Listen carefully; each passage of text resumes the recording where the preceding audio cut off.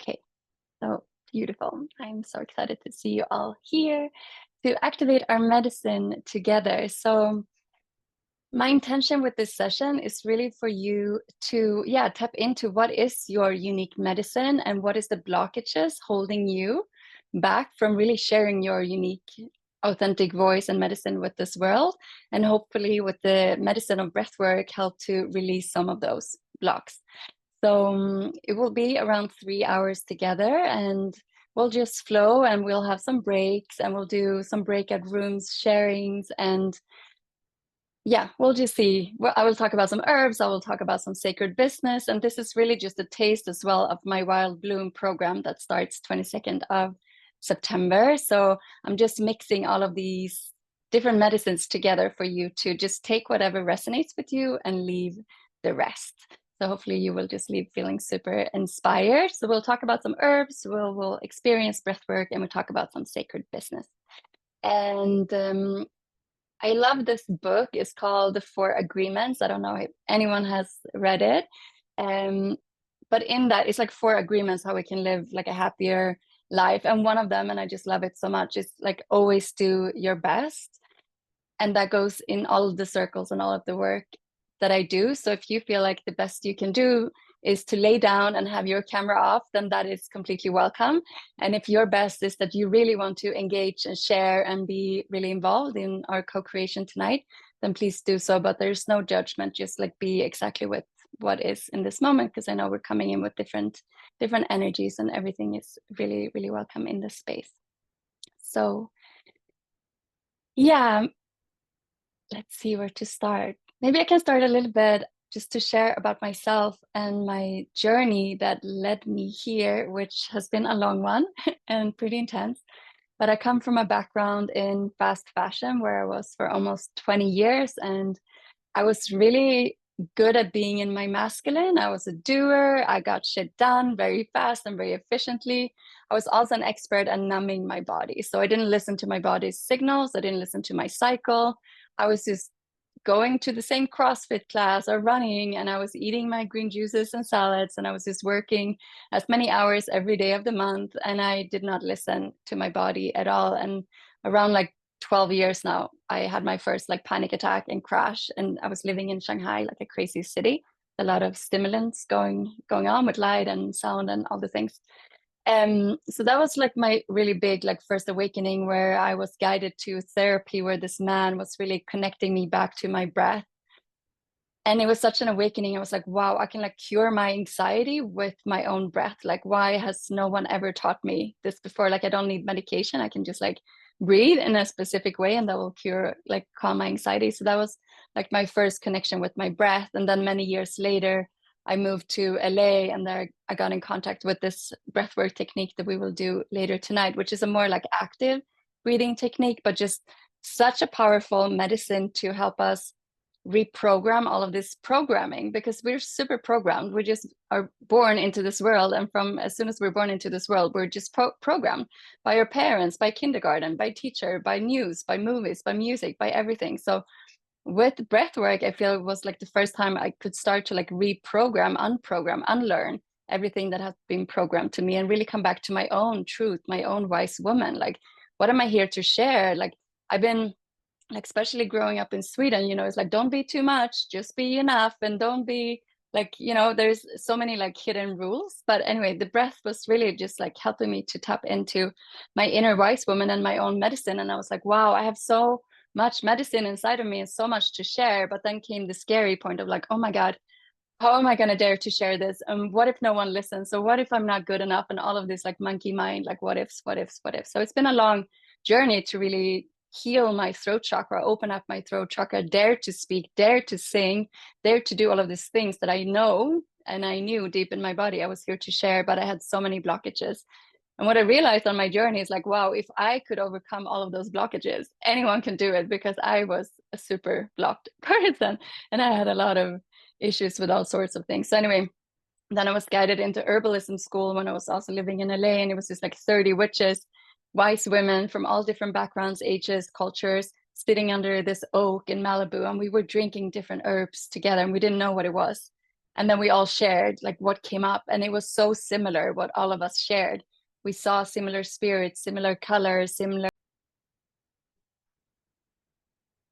Okay, so beautiful. I'm so excited to see you all here to activate our medicine together. So my intention with this session is really for you to, yeah, tap into what is your unique medicine and what is the blockages holding you back from really sharing your unique, authentic voice and medicine with this world. And hopefully, with the medicine of breathwork, help to release some of those blocks.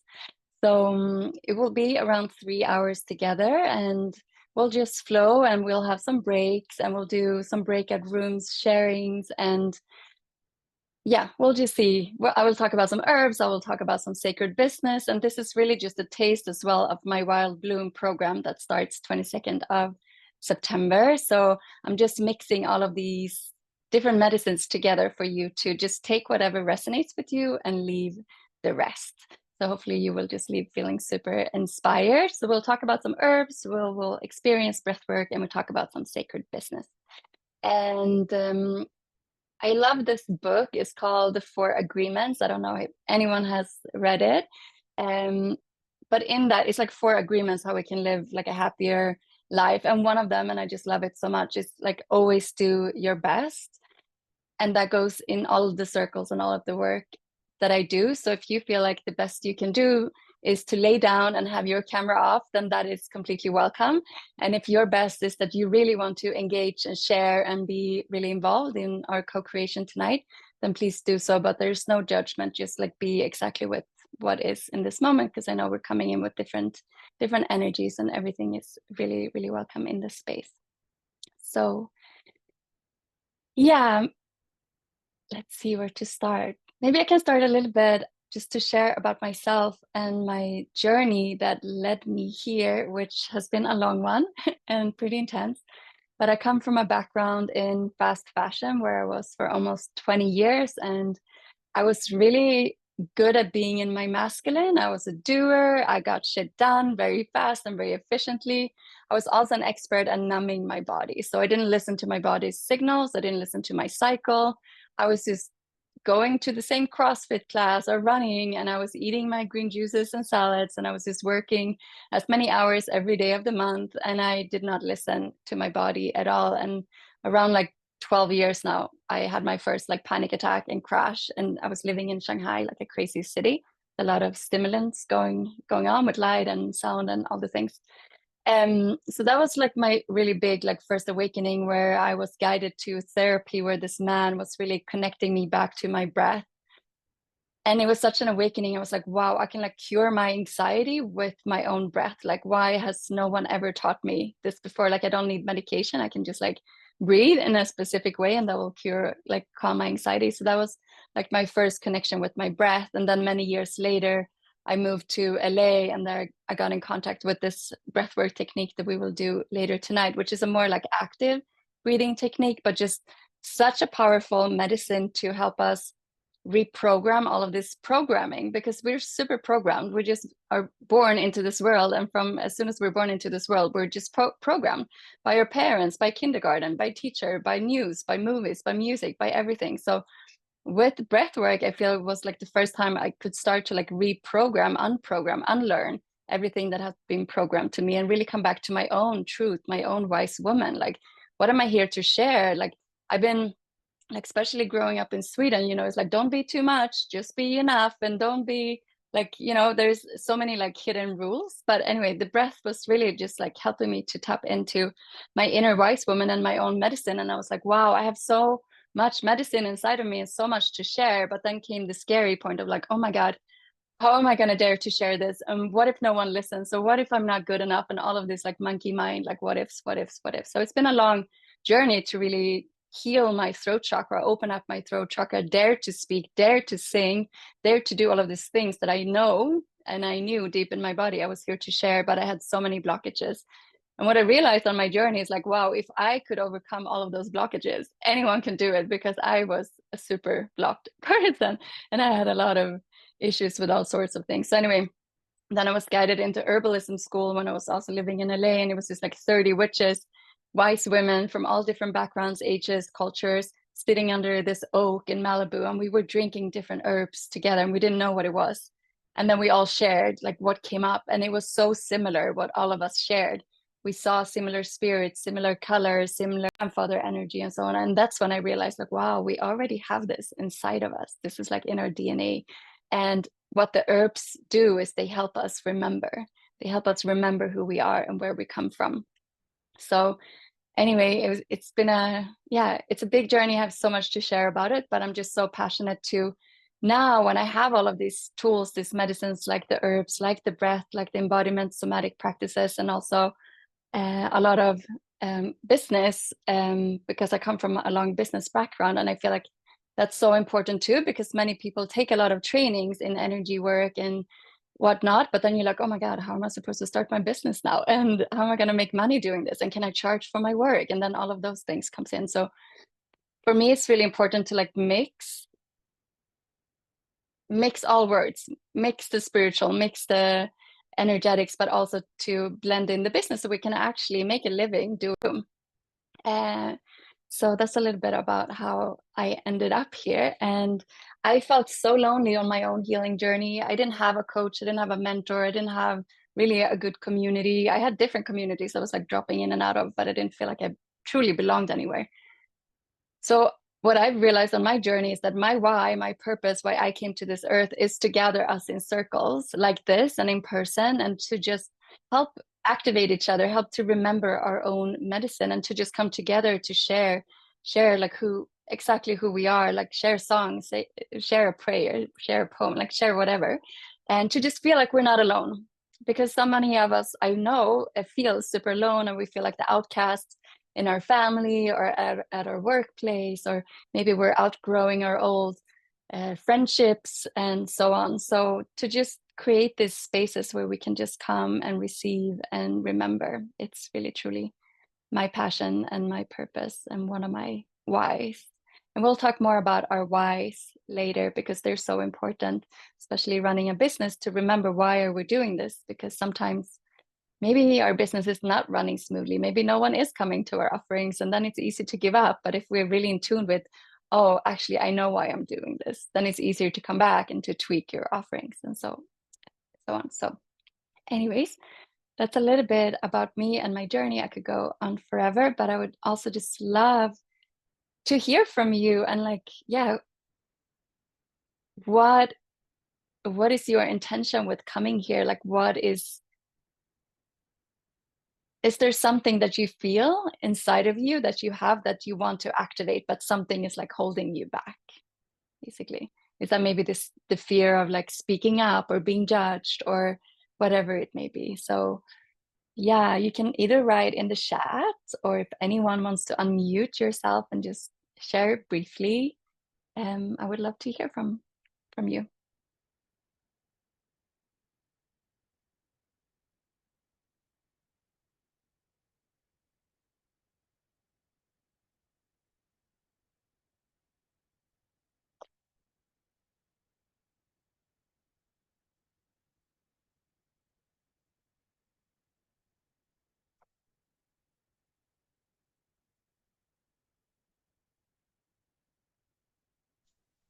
Maybe I was Okay, like I'll putting you on share the spot. something. Yeah, thank you. Break the ice. Well, I don't really remember the question, but anyway, I have quite a lot of. I've been working a lot with my throat chakra as well, the last year or two, and feel that I have like this blockage in expressing myself in every way. So now I've faced that fear and started to share, but it's also I think a lot to do with like worthiness, like speaking my truth. What will people think? Mm, and actually believing that I have something to say in this world. So mm, this is huge, and I'm gonna have uh, my first event next week by myself. Yay! And then this came up, so I was like, this is perfect because I know what I'm gonna do, and I sort of trust in that process and what I should do. But then a part of me, the old part, the masculine that wants to sort of know what to say and things like that, then I can get caught up in that. So I thought this was a good Mm. start. Yeah. Beautiful. Mm. Thank you so much for sharing, Rebecca. Okay. And Katrin is here to get more clear on her purpose and how I can make something to share and make a living up. Yes. Love to break up with my current employment. Yes. So, I'll share. right. Yes, please. Hi, Amy. Hey, it's been so long. So long. Well, thank you for hosting this, Nina, and I am um, very grateful. I asked my guides for a space, honestly, and I'm in Sedona now. I just moved here recently, and I have my own spiritual business. I do readings, but I have been starting to shift that and also been wanting to find more adventure and do things in a new perspective. I feel like I've noticed I've been in hermit mode and I've been so afraid to connect with people because I think what I do, I connect with people all day. So it's, you know, in my personal life, separating from that and just wanting to connect with love rather than being afraid and needing to take on these burdens of healing myself and healing other people. So I guess my intention is to find the passion, that spark for life again, and to open up to adventure and having fun with it and not seeing it as work, because I think my masculine's trying to come in with the logistical things, and my feminine is saying I want to do things in a flow. So that's my intention here. And Mm. yeah, it's so lovely to connect. Thank you, Amy. Take a deep breath. Mm. I would love to hear from everyone, either in the chat. Okay, now some more chats are dropping in. Or if someone else wants to also unmute yourself, we can have a last share like that. So it's nice to get to know each other like this. I can see if my purpose, or the only thing that I felt, I don't know if I saw your email or if it was on Facebook, but I saw the word sisterhood, and that was what brought me in here today, because yeah, I have this strong longing for sisterhood and to soften and don't feel like I have to do everything on my own. More like, yeah, because it's so easy, and so I'm so used to holding people, and that is so, that comes with such ease. But to truly be held in sisterhood, that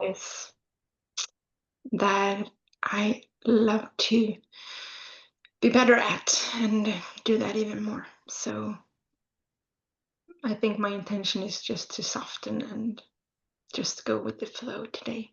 And I'm so grateful Yay. for this, to be here with you. Thank you. Second.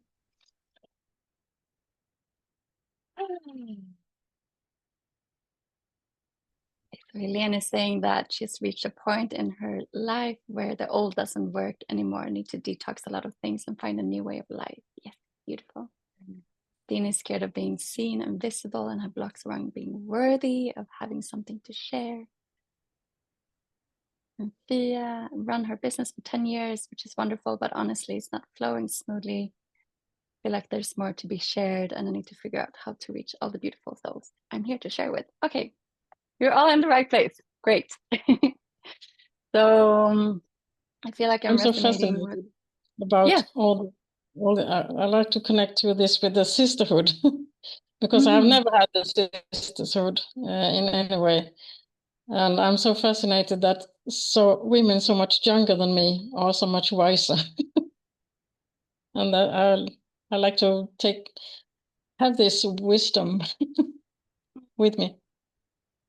Thank you, William.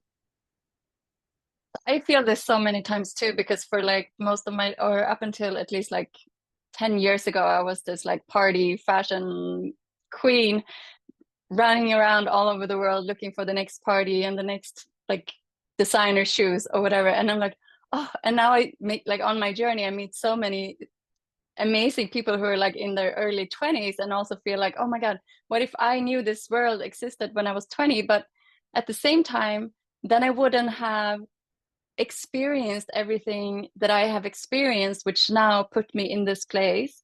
So normally, like, I used to be very angry and bitter with my parents who were very young when they had me and they weren't present, and that created a lot of trauma for me.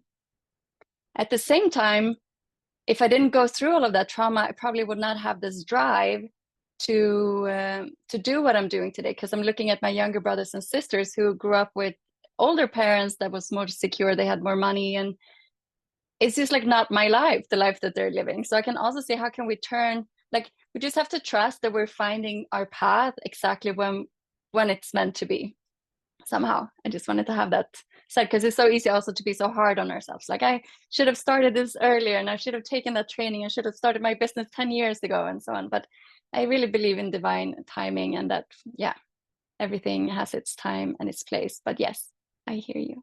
And I'm also so excited that more and more of you and of us, like, are starting to gather more in circles like this, because holding space, and even if we're not a space holder, all of us in this group, it's still a lot, but also holding space in these like challenging times that it is for a lot of people takes a lot of energy. And then if we forget to like fill our own cups, we get depleted and we get burned out and we get drained. So it's just so important to have a strong daily practice to really shake off what's not yours and to have something that fills your cup, whether that is, for me, that's like my walk in the forest or doing some shaking or having my daily cup of nettles or cacao or something. Like, it can be super simple things. It doesn't have to be big, but just do something every day to, yeah, to look after yourself and your nervous system and your body, like your vessel, because we can't hold space for others on a long-term sustainable basis if we're not fulfilled ourselves. So it's not selfish with self-care or to look after yourself first. It's really essential, I would say. And I feel like a lot of women we get shamed for like taking care of ourselves or prioritizing ourselves. Or I shared this post recently on Instagram, was like, I get this sometimes when I say that I don't think I want to have kids, that some people think that that's selfish, for example. But I think, like, no, I think healing myself and my body and prioritizing myself is not selfish. It's quite the opposite, actually. So anyway, uh, mm, yeah, thank you for keep sharing in the chat. So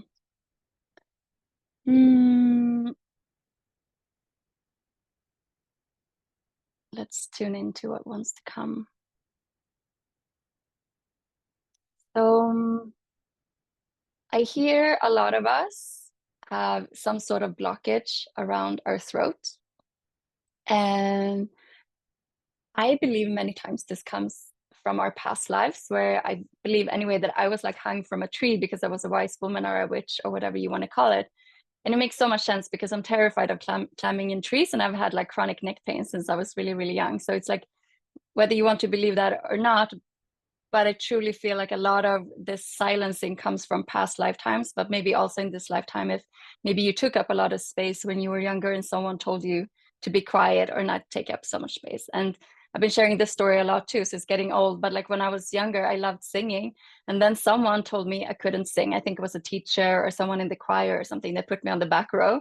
And it's so traumatizing for someone who's so little, right? So I just kind of like choked and I blocked, and I didn't really sing again for very, very many years, until I was on my own healing journey. And this healer told me to go to kirtan to sing mantras. And that's when my voice really started to open up again, because we were so many people in one room singing the same mantra for like 15, 20 minutes.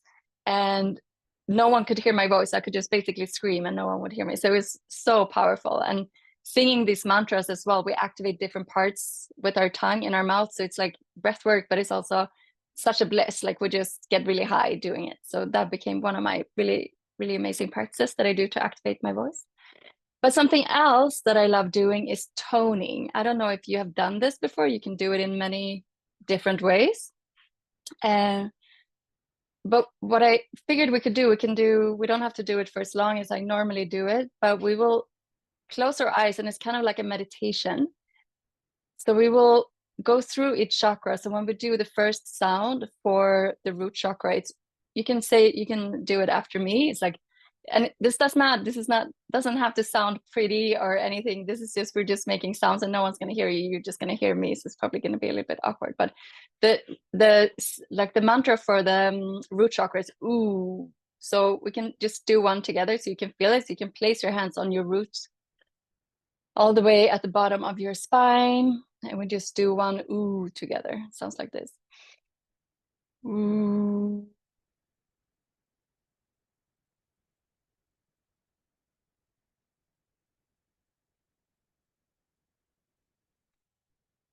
And then we'll move up to the sacral chakra. So I'm just going through them now so that you can feel them. And it's also ooh, but a little bit higher pitch. So it sounds something like this. Ooh.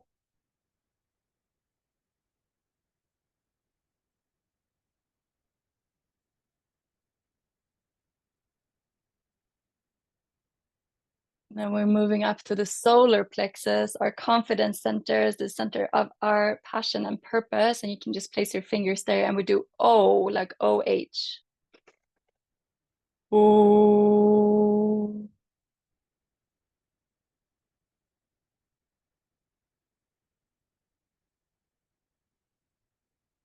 And then we place our hands on our heart and we do Ah, A-H.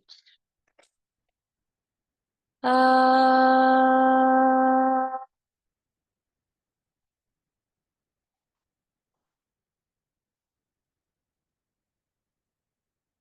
We place our hands on our throat and we do E, like E-H. E.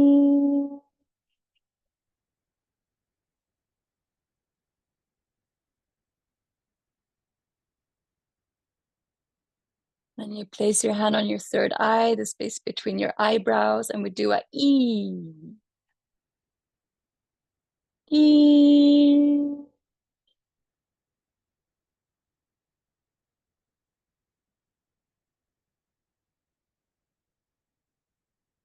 And now comes my favorite one. You place your hands on your crown and we do E, but super high pitch. And this can take you really up to the spirit realm sometimes. E.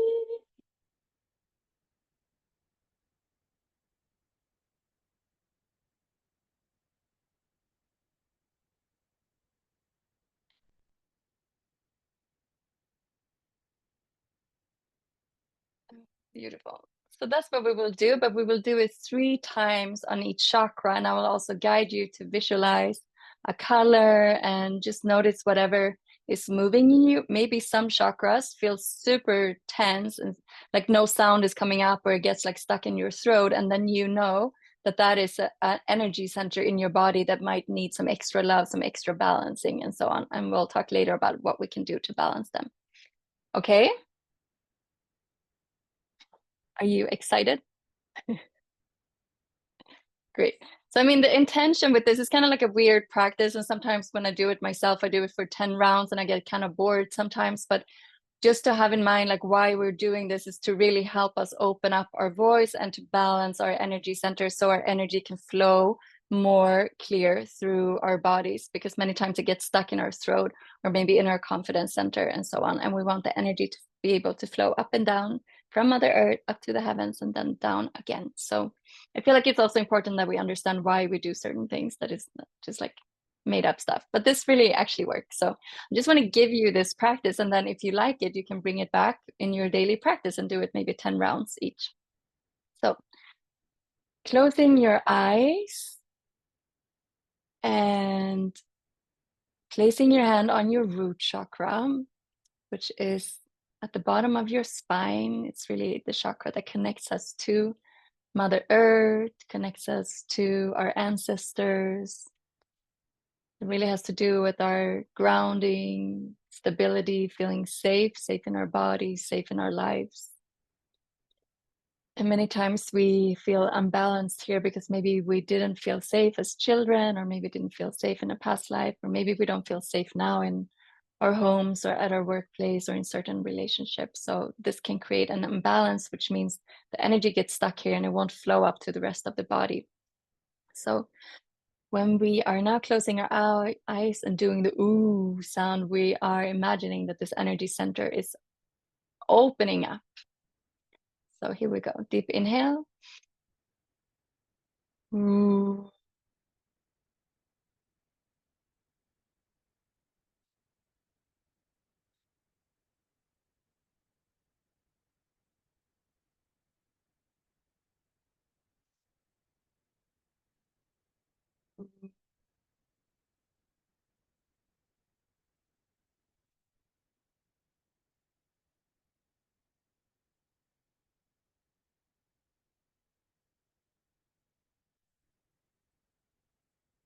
Ooh.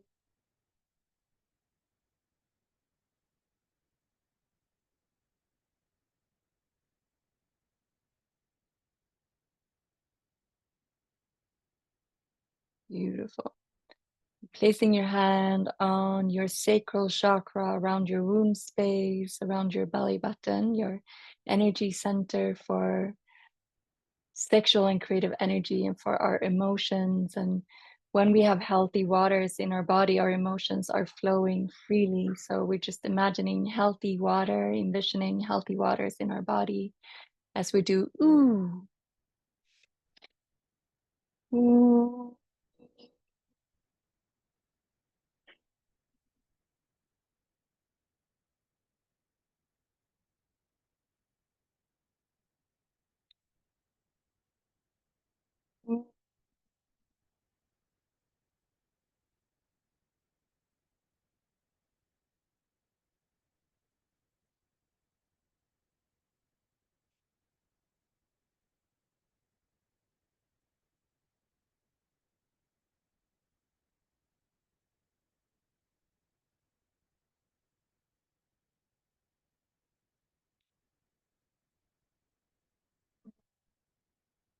You can gently just rub on your sacral chakra, envisioning the color orange and just noticing if you manage to open it up, letting the waters flow freely in your body.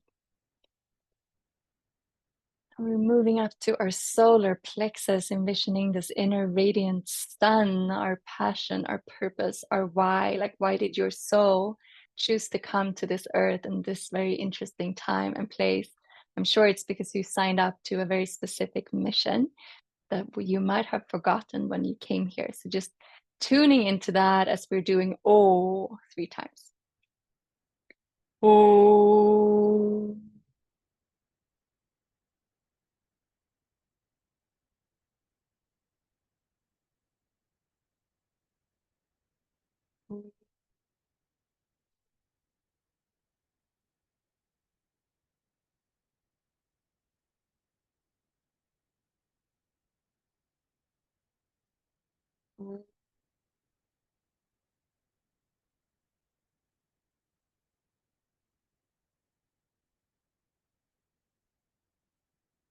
Beautiful. Tuning into your inner sun and just feeling how is your confidence in your life, in your daily life, in your personal life, in your work life. Just noticing if there's anything here to work on that you want to, work on this session together or in this week or month to come. And then moving up to our sacred hearts with the sound of ah, the element of air. Just imagining that with each ah, we are opening up our hearts together. Ah.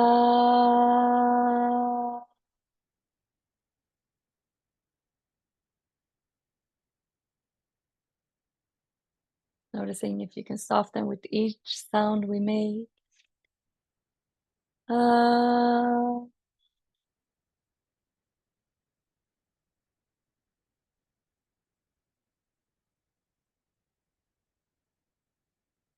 Ah.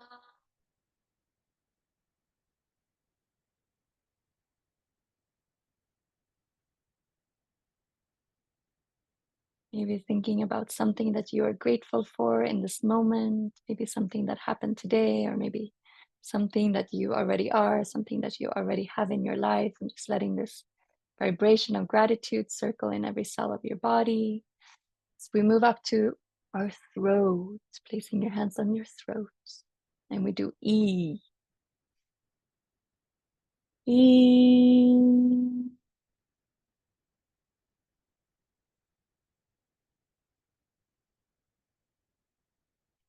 Feeling the vibration in your throat, imagining that it's opening up so your truth and your voice can flow more freely. In.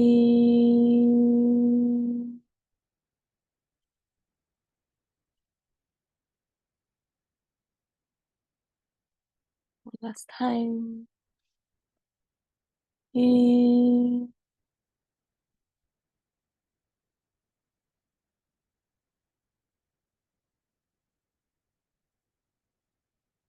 Beautiful. Now moving up to your third eye, the center of your intuition, your intuition. We should always trust first because she never lies.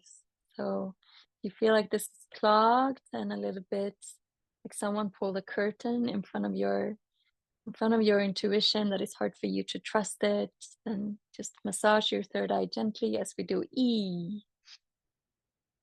E.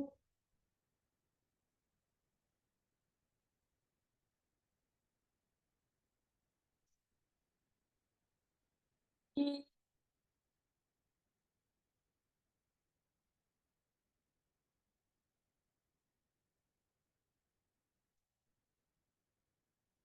E.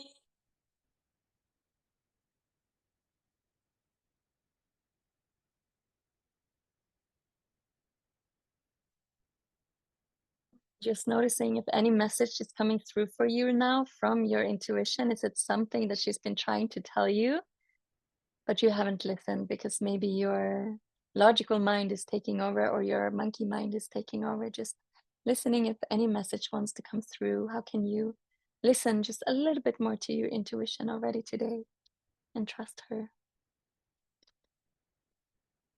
Okay, moving up to our crown, massaging your crown, and we'll end with 3 E's, connecting to the spirit realm, to our guardian angels, plant spirits, spirit guides. And sometimes it's hard for us to connect with them. So if you feel like your connection to the spirit realm is a little bit disconnected, then imagining that this space is opening up, your crown is opening up to the heavens. So deep inhale.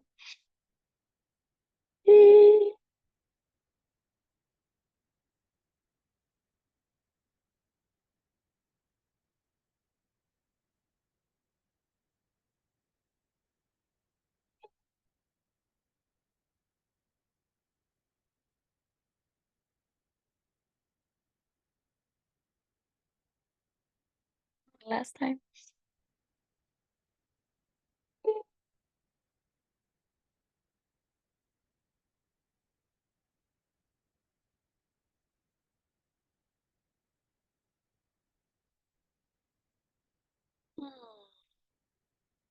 Just sitting with your eyes closed for a few breaths.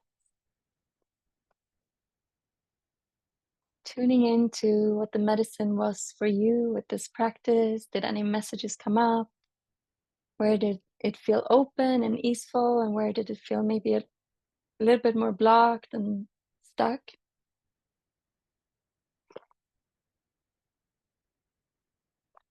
With no judgment. This is a daily practice or a weekly practice or whenever you want to do it, but it gets easier with time and when we stick to it. It's really a muscle. So I feel like I will divide you into breakout rooms, and for just 1 minute you can share to your sisters what came up for you, what felt blocked and what felt more easy. Like, what did you notice in your body and in your voice? And if you really feel like you don't want to share anything, you can also just tell your sisters that you don't want to share. I notice sometimes when I divide out in breakout rooms, some people drop off. And I used to be one of those people too. I hated sharing, but it's also such medicine to just be witness and to witness your sisters. So just share whatever comes through. There's no judgment, just whatever medicine. So 1 minute per person. And then I will call you back.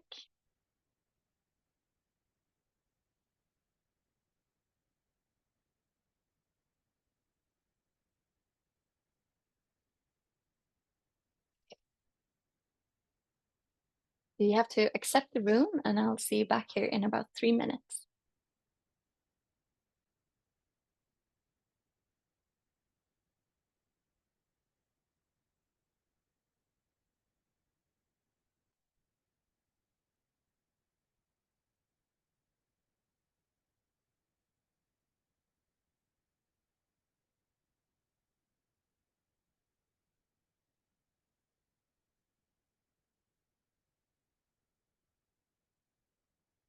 Can you see how to join the room?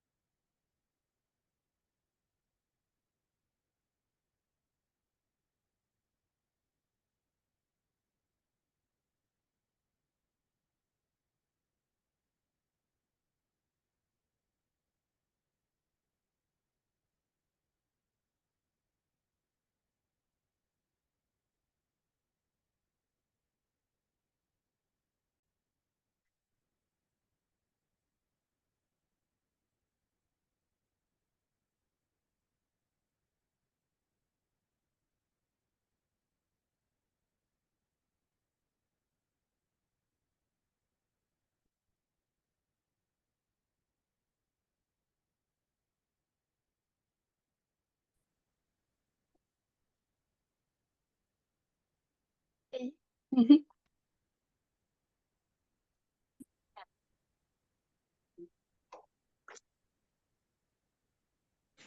All right.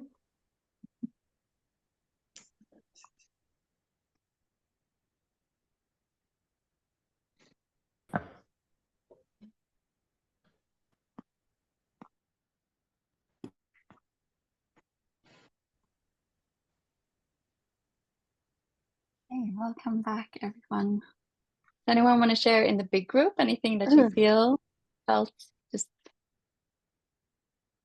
like the whole group would benefit from hearing? Feel free to unmute yourself if so. I feel like so many times we feel like we don't have what we have to say is not important, but then we actually share something and then like the whole group resonates like, ah. Yeah, I can share. Yeah. It was the first time, but it was very pleasant.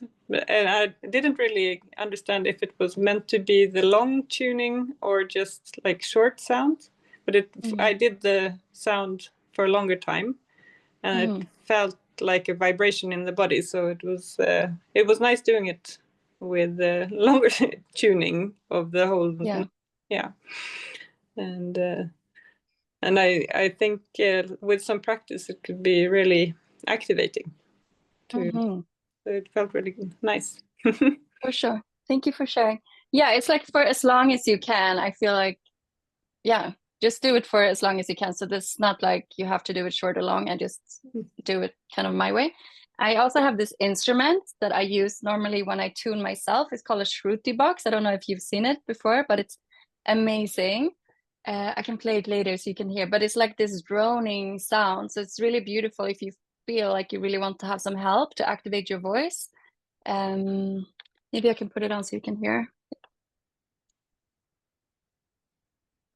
It's like a whole. Oh, there.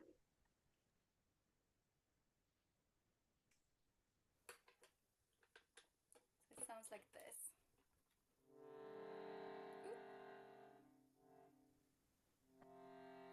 Can you hear it? Yeah. So then if you do it together with this, it's like.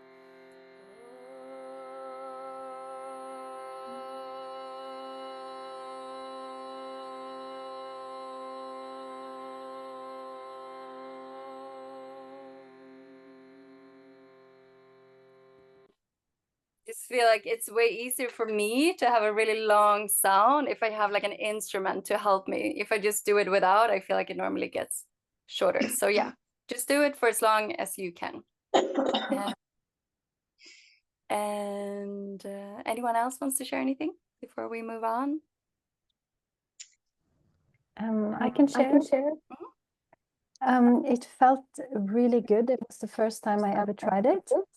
And I also felt it more natural to sort of hold the tone. And because it was such a nice vibration, especially my heart chakra was really nice. And I was telling Katrina and Maria that I was in the room with, that my husband and daughter downstairs, they were wondering what the heck was happening upstairs. I could hear my daughter. She was like, "What's going on up there?" But it felt really good and activating. So I will definitely be doing it more, for sure. Beautiful. Yeah. So thank you for that. Yeah, of course. My pleasure. I love to share the medicines that help me.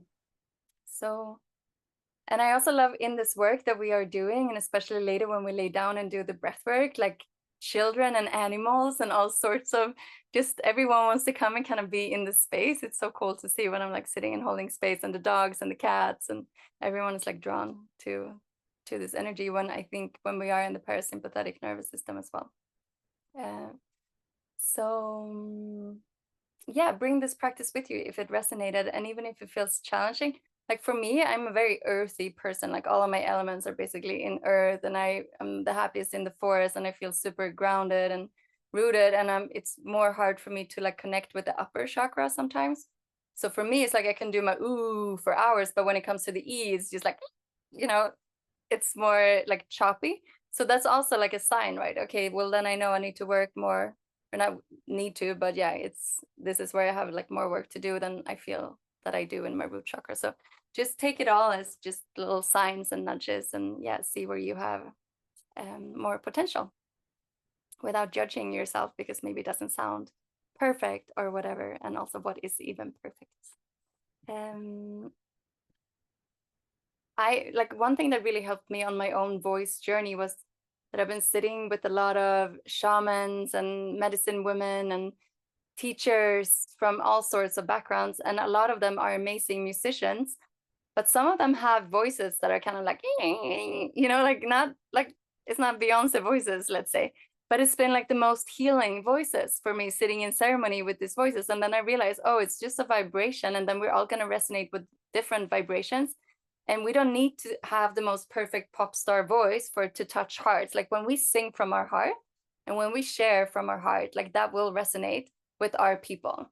And that's why I always say, like, the more authentic we dare to be, the more we dare to share who we truly are beyond all the masks and the filters that we put on because we're scared of being judged.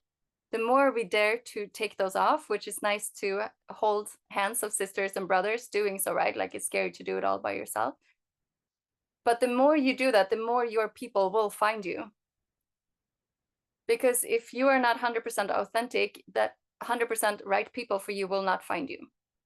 And the more we dare to stand in our truth, we might lose a lot of people, but we will find people who are like really vibing with us and really resonates with our energy, right? So this can be a very scary part of our own healing and space holding journey, because it's like, oh my God, I'm losing so many people over here, but and maybe you're like in the void before you have like fully stepped out here. But I just want to share because I've been in it myself and it was super scary.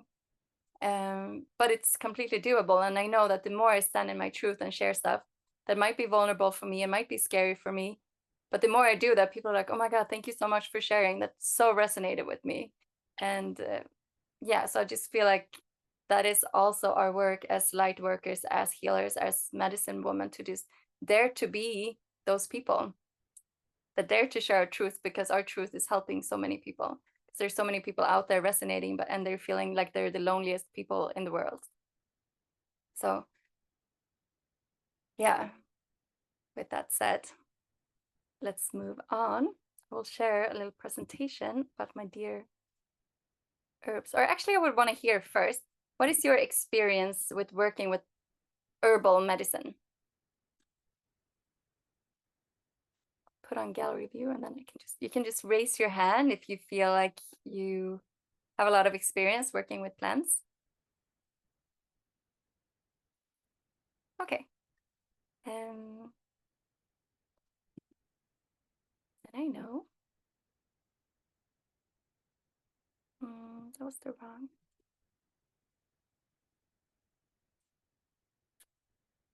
Give me a little second.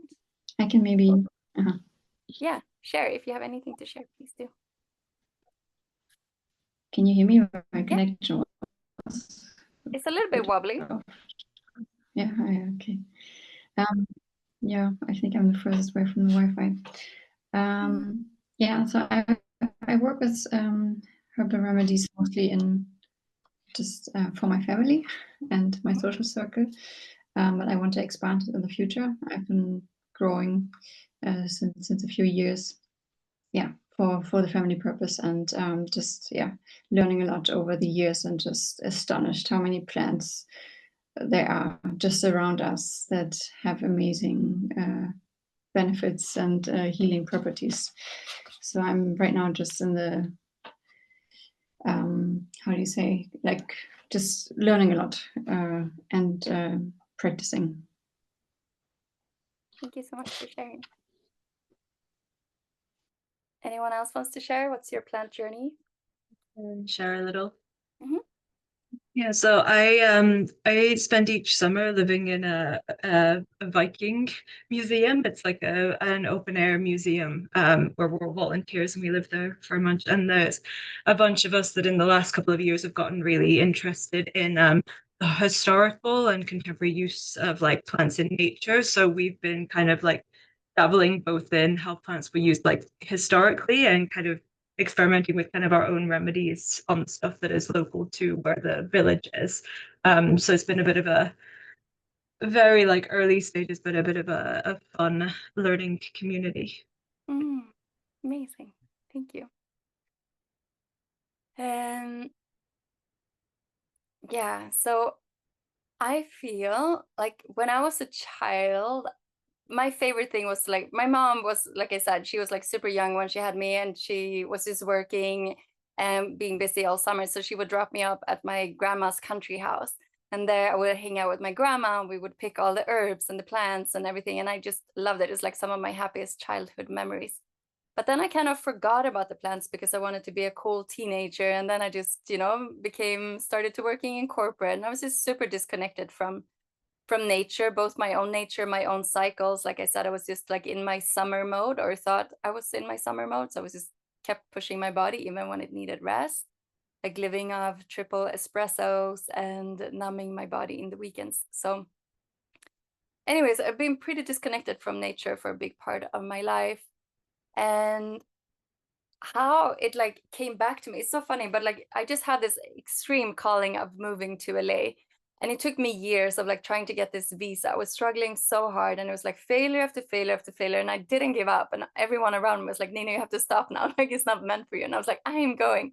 And I couldn't understand why I had this calling. But the thing was, I'm so sure it was like the plants were calling me, because there I just found this community where I later started to as well study herbalism. And I feel like it would have taken me way longer, because this is like 10 years ago, right? So it was hard for me to find this in Sweden, what I was looking for. But I found this herbalism school, and we were just sitting under this oak. We were making medicine. We were meditating with plants. And it was like I shared before, it was such a deep remembrance. Like, oh my God, I've been here before. And the plants were like just working in my body and just bringing me back into balance. And I was like, wow, I don't need alcohol. I don't need all of these things in my life. Like I just felt so deeply supported by so many of these plants. They really became like family, and they are really allies. Like they're really spirits, they're plant spirits.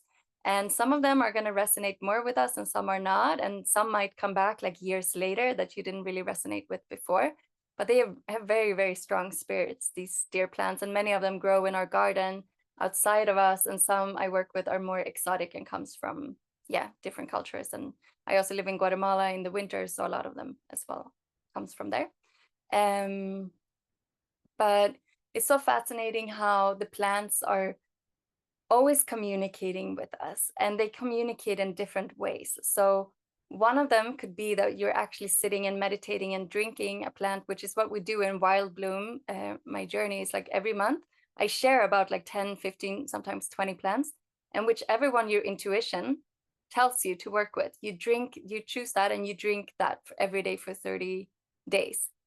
And maybe you experiment with it. Maybe you cook with it. Maybe you make a hair rinse or a plant bath or a soap, like whatever it is, to like truly get to know one herb at a time, because I truly believe that's how we become embodied herbalists. And instead of just reading, we can read as many books, but if we don't work with them, the spirit is not in our body, it's hard to become embodied, at least for my own sake. So anyway, they communicate with us by drinking, by eating, by working with them, but also through what is called the doctrine of signatures, which is so cool. So for example, nettles, nässla in Swedish, is one of my favorite herbs, and I talk about it all the time because it's like free medicine just growing abundantly. Most people think it's a weed, so they want to get rid of it, but it's like the most potent medicine we can find. And it's like, what happens if you pick a nettle and you're not cautious or careful? Anyone knows?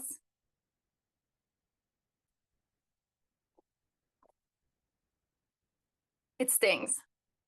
So what does that show us? Well, it shows us that if we start to drink nettles, we will start to get better at setting boundaries. We will start to sting people that step on our toes instead of just accepting whatever behavior. So that's like one way that nettles could communicate their energy, by just, by us interacting with it. Another thing could be what you're seeing on this picture here. It's Johannesört in Swedish, St. John's wort. It's a very uplifting plant. It's an antidepressive plant. And you can see on the color, it's yellow and it grows around summer solstice and it's super happy and flowing in the air. So it kind of shows us that it's good for the solar plexus, the energy center that is like our sun. It's a color yellow. And so it shows us by its color what it's good for, that it's uplifting herb and it's going to be really good for our digestion as well, like our solar energy. And yeah, so I have some other examples. Maybe I can show you later when we get to that slide. But anyway, plants are always communicating with us, either by the way they look or by the way they work in our bodies, or both. So there's different ways to make medicine, and the most simple way that we can do every day, it's what I have here. This is a daily infusion, and this is nettle because I drink nettle every day. It grows abundantly on my land, and it's like nature's most potent superfood. And the way that you can make an infusion is to just put the plants basically and cover it with hot water or cold water, and you let it sit overnight for like 6 to 8 hours. And then the water have extracted a lot of the vitamins and the minerals from the plants, and then you just sip on it all day long. And then you will just like fill your body with so much nutrients. So my teacher once told me, like, we don't have to ever buy like vegetables and make all of these expensive green juices and carry all of these vegetables from the store. Like, no, we can just pick the nettles, make an infusion, we'll get everything we need from there. And it's way better for the environment too, instead of buying vegetables from all over the world, unless we're growing them ourselves, of course. So I would say anyone can make an herbal infusion. It's not difficult and it's super potent, and you can drink your herb every day like this. And so good for the root chakra. So nettles, for example, we can make with cold water, but for most of my herbs and plants, I use hot water, like boiling water, and I put like a third herb, and then I cover it with water, and I cover it with the lid because we don't want the steam to go out, because then we're losing a lot of the medicine. So when it comes to maybe having more like roots or mushrooms, maybe you have like reishi mushroom or chaga or burdock root or something that's more rooty, maybe this is not even going to be enough. And then we want to do something called, do I have it on the next slide? Yeah, decoction. And decoction is when you put all of your roots and stuff on the stove and you let it like simmer for like 1 to 2 hours. And this we want to do when we have harder plant material, because nettles is super loose, right? So it's enough to just pour water over it. But if it's a root or mushroom, we need to extract more medicine. So we need to have it on the stove for a couple of hours. And that way we extract the medicine from the roots and from the mushrooms. So these are also amazing to do with all the adaptogens. Does anyone know what an adaptogen is? Unmute yourself and share if you know. I think maybe ashwagandha is an adaptogen, maybe. Yeah. Mm-hmm. That they can sort of influence your mood, or I think. Yeah, beautiful. Thank you for sharing. So we can also hear on the name adaptogen, it adapts, it helps us to adapt. So these mushrooms, these roots, these plants, they've been on this planet for so much longer than we have. So they have learned to adapt to different climates and to different whatever is going on this planet. So they become very resilient.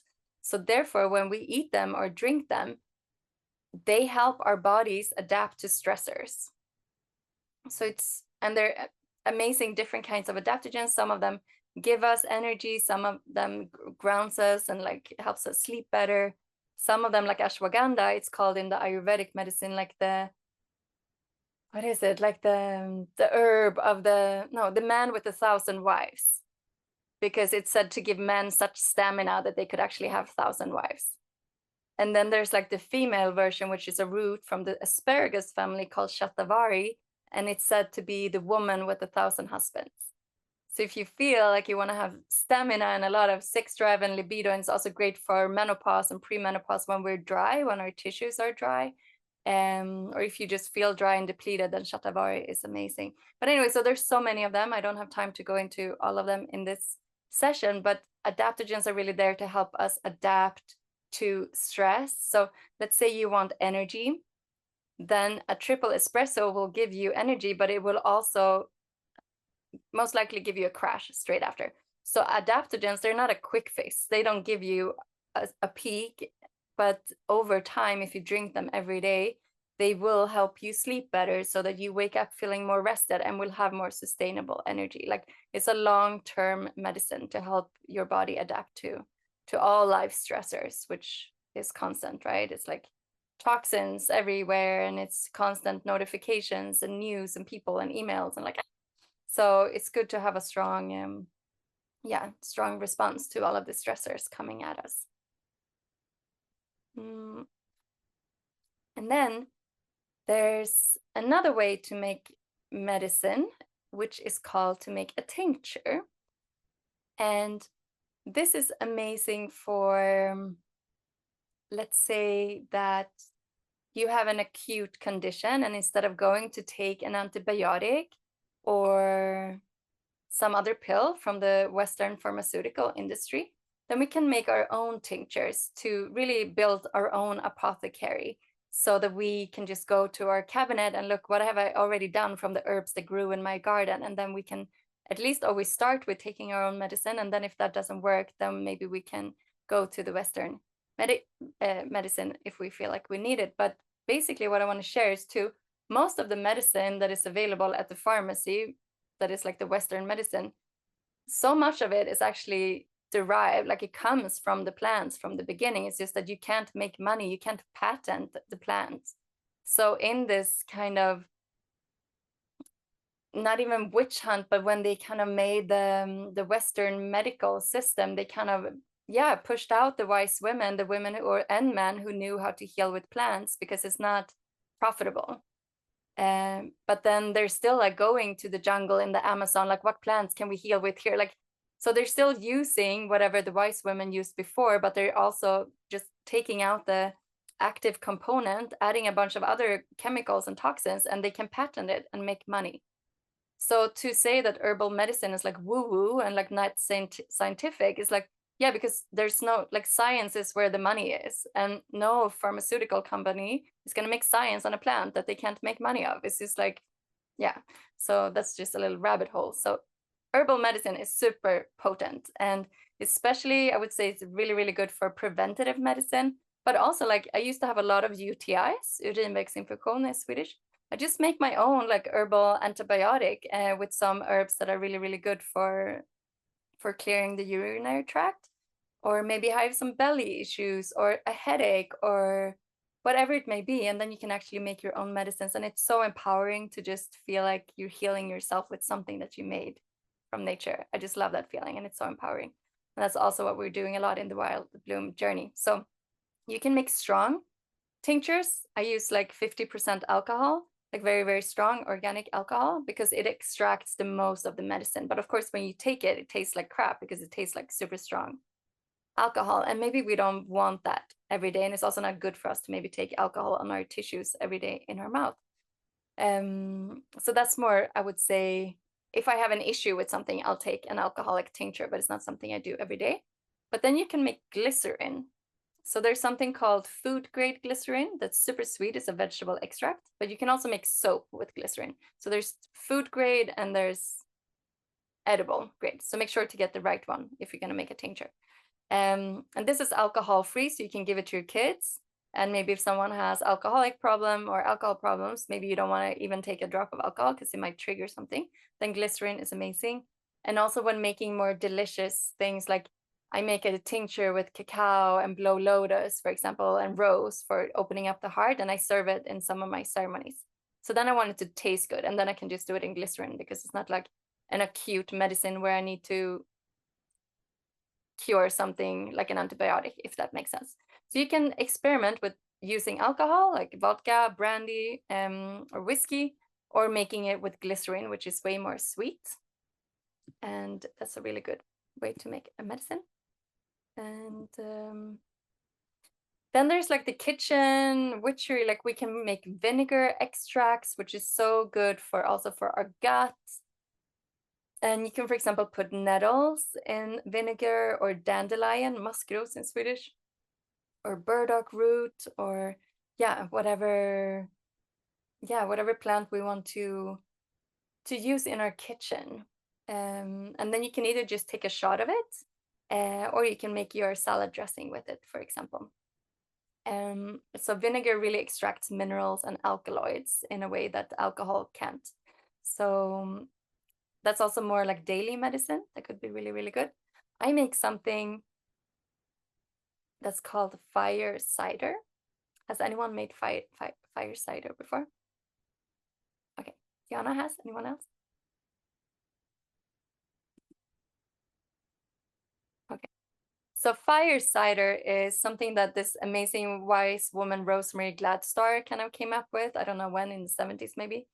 And it's like the most amazing thing, because now it's autumn coming in Sweden, and maybe you want to boost your immune system, and especially good if you're going to hold space. Because, for example, when I teach my breathwork sessions, I sit close to people and they're just breathing in normally a very tight space. So I want to make sure that my immune system is very, very strong when all of these people are breathing close to me, right? So then taking a shot of fire cider before and after is like really, really powerful.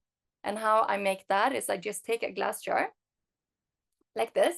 I put everything spicy I can find in there. So let's say garlic, onion, horseradish, chili.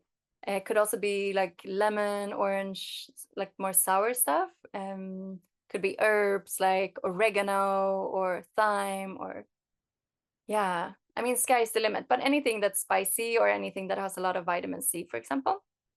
You chop it in here, you pour it over with apple cider vinegar all the way up, and you let it sit for like 4 to 6 weeks. And then you have a very strong vinegar that you just take a shot at whenever you feel like your immune system is a little bit low. I normally get low immune system the day before my bleed. So if I ever get sick, it's normally like that day when it's kind of my immune system just crashed. So I make sure to like boost myself around that time. So highly encourage you to make your own fire cider. It's really fun, and you can involve your family if you have one, and then just take a shot whenever you feel like you want to boost your system. So that's a little bit about the vinegar. And then if you are not a vinegar fan, I love vinegar taste, but some people don't like it. And what you can do then is to make something called an oxymel. Has anyone heard of an oxymel? Okay. So that is like 50% herbal vinegar, which is what I just told you about, the vinegar. And then you would mix it with raw honey. And that creates this balance of like sweet and sour that normally is easier for kids as well to drink. And then you can blend it with sparkling water, and then you have an amazing kind of kombucha like mocktail. So that's really, really fun. So let's say that you would infuse lavender in apple cider vinegar for a couple of weeks. Then your vinegar would taste like lavender, and then adding some sparkling water, and then you have this like lavender kombucha-ish vinegar drink that you decorate with some herbs, and then you have an amazing substitute when people around you are drinking alcohol, maybe. So super delicious and so healthy. I know I'm sharing a lot of information in a very short time, but I just want to plant seeds and inspire you, and don't feel like you have to remember all of this, but the recording will also be sent out so you can go back to it. And then if you like honey, I love honey, you can make something called an electuary. And this is also great for kids. This is basically an herbal honey. So let's say that sometimes you buy the powder, like maca powder or reishi powder or ashwagandha powder or whatever. And sometimes it's hard to use it. Maybe you put in your cacao or in your smoothie or in your porridge or whatever. I sometimes find like, I don't know where I'm going to put all of these powders that I have at home. But then you can make an herbal honey, which basically means that you take all of these powders, whatever you want, and you stir it into honey. And then every day you just take a spoonful of this honey and you will get all of the benefits from the herbs in a very delicious way. Or put it in your tea or put it in your cacao or whatever you're drinking. So this is super fun, and kids love it too. So you can make them together.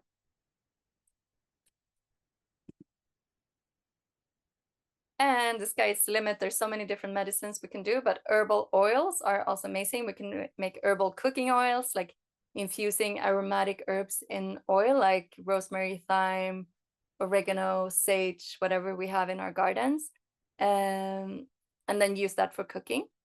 But we can also make herbal body oils, and then we can use this oil as a daily moisturizer, as a massage oil, or use them as a base to later make our soaps and our beauty products.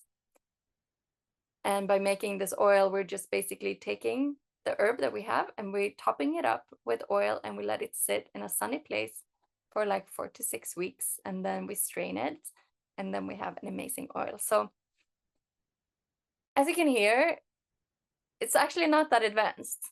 It's actually very fun and very simple. And my favorite thing to do is to just gather a bunch of friends, and everyone brings whatever herbs they have in their garden, and you bring your menstruums. Menstruum is the liquids, that's the vinegar, the alcohol, the oil,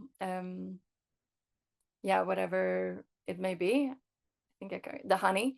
And then you just make medicine together, like intuitive medicine, like, oh, I want to make something for my heart, or I want to make something for my mother's grief, or for my family's immune system, or whatever. So it's such a beautiful way to give gifts that we have made ourselves, but also to just start to build up your own apothecary at home, so that whatever is happening on your journey, you have something in your cabinet to reach to. It's just so empowering and so fun. This I spoke to. Anyone wants to share anything, something that like inspired you, where you feel like, oh my God, this I want to try? Please unmute yourself, whatever comes up. I feel very inspired. I've always been very interested in how we can use nature to heal ourselves. And I just realized that I actually made my own, or tried at least, to make my own medicine last year. I was in the hospital because I had a really bad bacterial pneumonia infection. So I was in the hospital for at least 3 days. And I was so weak, and I was pumped with antibiotics. And then I made this really good blend of ginger, lemon, olive oil, and honey, I think. And I just mixed it, and then I had to like extract it because there was a lot of, stuff from the ginger and stuff. So I just made like a juice out of it. And I took this shot every day for as long as, well, I think at least for a month or something after, because I just felt my body needed every support it could have. So, and that it felt so good. I just remember that now. Thank you for sharing. Yeah, just like intuitive medicine, when we use our intuition, we just walk in nature and we see something like, oh my God, I think this will be good for that. Or, oh, I feel like my body's needing this. I need garlic now, or I need this. Like, that's really the wise woman medicine of healing. So there's there's different traditions of healing. The one that I'm sharing now, the one that I've been studying and the one that I'm teaching is called the wise woman tradition of healing. And it's basically the wise woman way. Like, how did our grandmothers, our great grandmothers and our great grandmothers heal their families? I mean, it's basically with the nature around, right? And it's with making chicken soup or whatever they had to offer. And that's like using what we have in nature before the Western medicine came into play. And then we have the heroic tradition of healing, where I still have a little bit of a foot, and I don't judge that. It's just like, it's different traditions. And the heroic medicine is like, oh, there is something wrong with you, and we need to cleanse your body, and you need to purge out everything that's like holding you back or whatever, like going on these intense detoxes. Like, I've done a lot of water cleanses, I've done a lot of shamanic work and so on. And that's more like a heroic tradition, like something is like dark in you and you need to purge it up somehow. And the more exotic and the more far in the jungle you go, the more powerful it's going to be. Like, that's more the heroic tradition. But the wise woman tradition is like so gentle, and it's just so loving, and it's just like your grandmother's hug, your grandmother's soup, like cooking you this broth, you know. And that's how we heal. We just nourish our bodies, nourish our systems with so much nutrients, you know. And then maybe once in a while we have to go on a purge because maybe we like it, or maybe something has happened in our bodies. But I really believe truly that this is like taking care of our bodies and our vessels, and as space holders, as mothers, as whatever you're holding, it's so important to just nourish ourselves on a daily level and to feel like nothing is actually wrong with you, like everything is fine, but just that we need to support ourselves with what nature has to offer. And then the last one is the scientific tradition, which is basically the Western medicine, where it's like, oh, okay, your like appendix has an inflammation, let's chop it up. You don't need your gallbladder, or you don't need your uterus, let's take it out. Or, you know, it's like very, something is wrong with this body part, let's take it out, or let's medicate it. We're not going to the root cause of anything. That's more like the Western tradition, right? So I feel like maybe a balance of all of them is good. I'm not judging one of them. Like, I used to live in China for 5 years, and going to the doctors there, I really loved it because they were working together. They're like, okay, you need a surgery, but you need acupuncture and herbs and to talk to someone, you know? So they were not like working against each other, which I feel like it is very much like in Sweden, that is not really respected to work with herbal medicine in that sense. I mean, it's getting more and more open, I feel like, but yeah, I believe all of them has a purpose. Like, Western medicine is so good in acute medicine and when it's really, really needed. But many times we can avoid it if we work with the wise woman tradition of healing, if we nourish our bodies, take care of our bodies, we speak our needs, we set our boundaries, we, you know, honor our cycles, we rest when our bodies need to rest, we don't overextend ourselves. And there's just so much we can do. And if we don't listen, maybe then we have to go to the Western medicine. So yeah. Would love to hear any more shares on this topic, if anything resonated or didn't resonate, or what's moving in you, any medicine you want to make this week. Can I share? Yeah, please. Inspired by you, I've fallen in love with the nettles to the extent that, because we don't live, so I have nettles in my garden, even though I really tried to get them out there. But then I realized I could ask for plants from the friends that I have that lives where the nettles thrive, and they looked at me like I was crazy. But now I have this beautiful built container with nettles. So all summer I've been cutting off like the small ones and then put on nourishment for them. So I have so much dried nettles. So that is like, it's one of my favorite things in the garden, that I have this baby, and it's so easy because all the time I can harvest the small ones. Yeah, so that's, if anyone gets inspired, that is like the most amazing thing to have in the garden. Thank you for that inspiration for the nettles. I love them. Thank the nettles. I'm just a messenger. But yeah, so that's one thing with the nettles, that the baby nettles are the best, because when they get too big, too thick of a stem, like they are very drying to our liver mainly. It's not terrible, but it's, if we would drink the big ones every day, I think it would be too drying to our bodies. But yes, it's better to try to find the baby ones. And if we keep chopping them off, if we keep trimming them, new ones will keep coming up. So, and basically here in Skåne, in south of Sweden where I live, I would say unless there's like snow, like I can almost find nettles out in my meadow all year. So it's free medicine, and our plants love it too. So you can make, what I do, I have this as a daily infusion. I like drink it, and then when this is almost like too watery because I've already drank like a few of these today, and I just keep pouring on water. But then I can like rinse my hair with it, really amazing. And I can water my plants with it. And plants, this is like the best fertilizer for the plants. This is like so versatile. Yeah, so just, if one thing you remember from today, get on the nettle train. And yeah, here are just some plants where you maybe can see what they are good for. Up in the corner is mullein or comfrey. Yeah, it's really good for the lungs. And you can see that it kind of looks like this lung, like it has this like hair on it as well. And you can see that the walnut is like good for the brain, the horsetail is like good for the joints, and the dandelion is this like super yellow radiant sun that's so good to lift our mood, but to also like help detoxify our bodies and so on and so forth. So plants are communicating with us in so many ways. And like yeah, so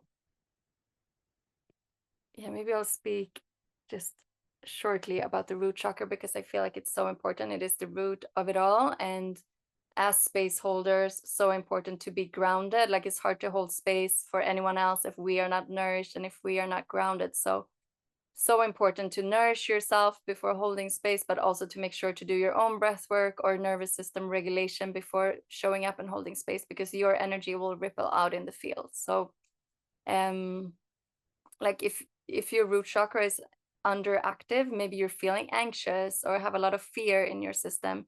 Maybe it's easy for you to disconnect from people around you or from the world around you. Maybe feeling a lot of insecurity, maybe a sense of lacking basic needs, and maybe you're feeling weak physically. Your nervous system, but also immune system might feel weak.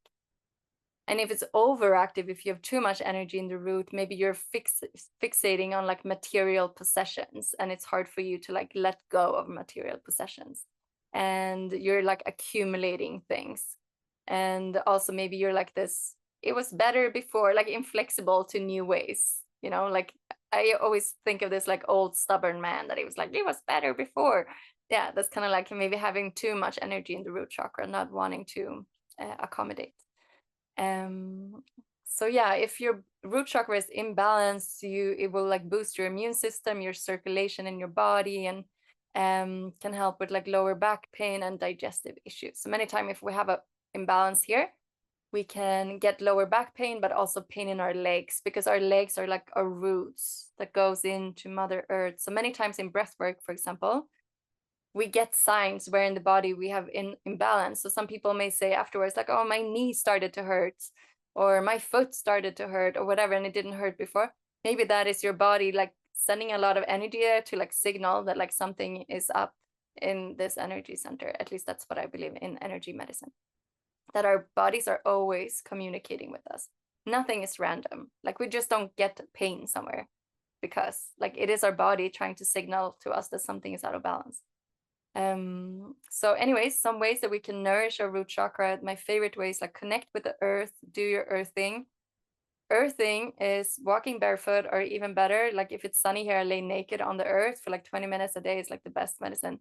And because the earth has a frequency of 7.82 hertz, and electronics, God knows, I don't know what frequency all electronics has, but it has a way stronger energy that pulls us out from the energy of the earth. And that's why if we're just on our screens inside under fluorescent light in shoes, not touching the earth, of course we're going to feel disconnected from ourselves and from nature. So can we go out at least 20 minutes a day? And even if it's winter in Sweden, maybe we don't have to lay naked on the earth. Maybe we can hug a tree or just, you know, sit on a rock or like do something to just connect with the earth every day. Work with your hands in the garden. Really immerse yourself in nature. And because it's said that 20 minutes of this a day lowers 80% of the inflammation in the body. So it's basically free medicine, just like being out in nature, connecting with nature. And then, of course, breath work and everything that comes to community, like this, gathering in this circle, really good for the root chakra.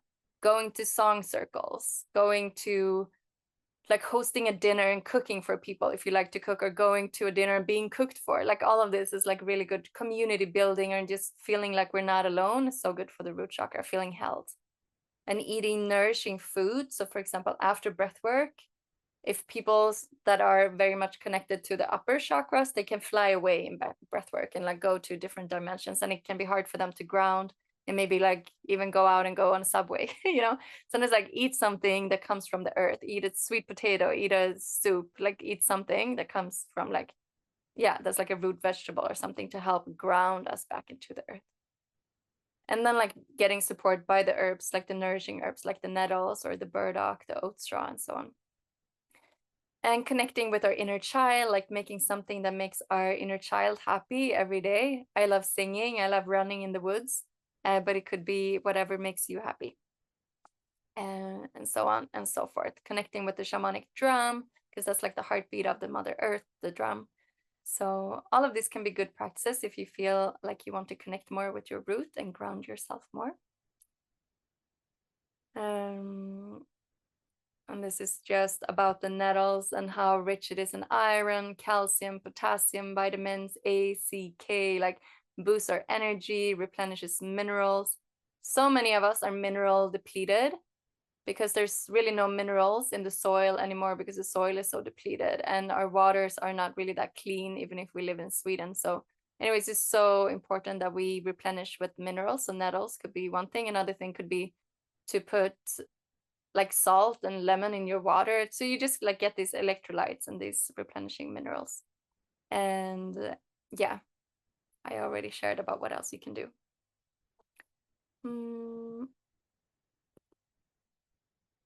Yeah, and then like some immune boosters I think is always good, because if you're going to work with people, you will get yeah, maybe people come and they're not like, maybe they have a little cold or whatever, and then it can be nice to just have something to boost your immune system with. And I love Echinacea, röd solhatt in Swedish, that's on the picture. This is an amazing one that you can just make your own tincture with. You basically put it in alcohol, let it sit for 2-3 months, and then you have like your own natural like immune booster that you can take when you're feeling like your immune system is compromised. Elderberry, fläderbär, is also an amazing immune booster. And then ashwagandha that Stina was talking about, and rhodiola is also an amazing one. Has anyone heard of rhodiola? It's like my favorite.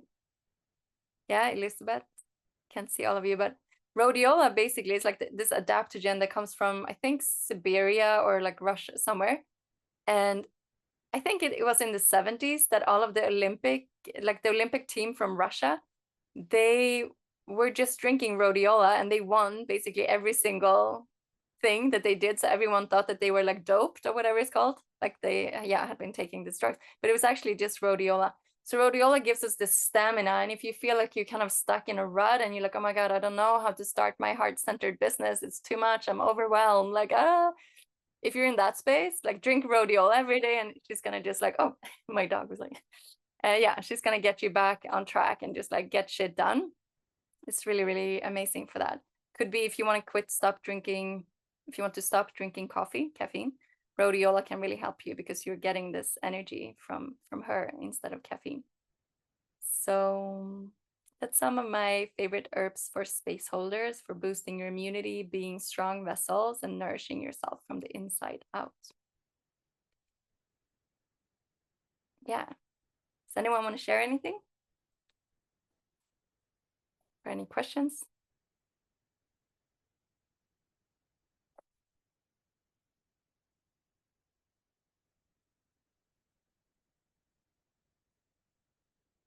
I can't see the chat when I'm sharing the screen. So if anyone wrote in the chat, I saw some things popping up and it's something that you want me to answer, you can also just unmute yourself and share it.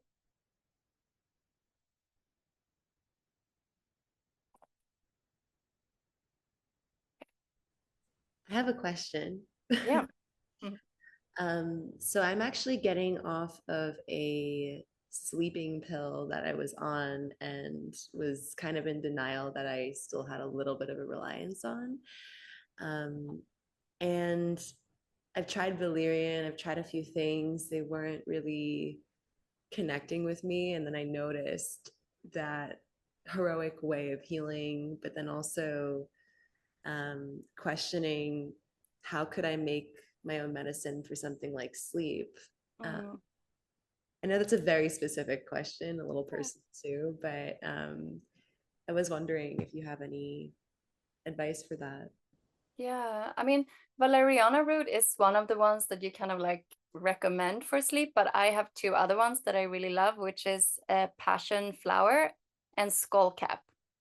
And I normally make this tincture that I call chill out blend, and it's super powerful. Like my friend, she has a lot of anxiety and insomnia, and I gifted it to her, and she's like, oh my God, this is the only thing that like works for me.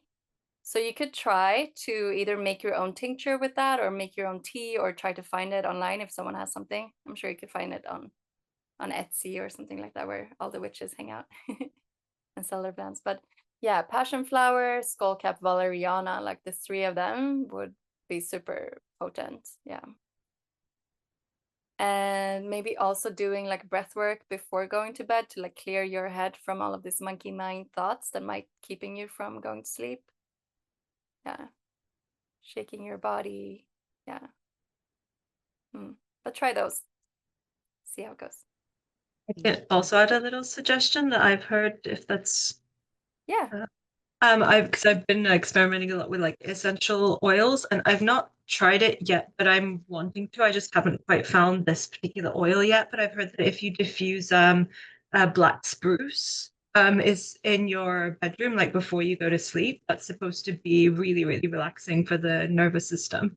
It's a little tricky to get hold of that particular oil in Sweden, I've found. Can you say the name again? Black spruce? Black spruce. Oh, I haven't heard of that. What's that? Yeah, it's hard to get hold of in Sweden. I think that's why. I think granskott or talbar, I think it is, might work similarly, but black spruce is supposed to be better. Great. Yeah. Keep us posted, Amy.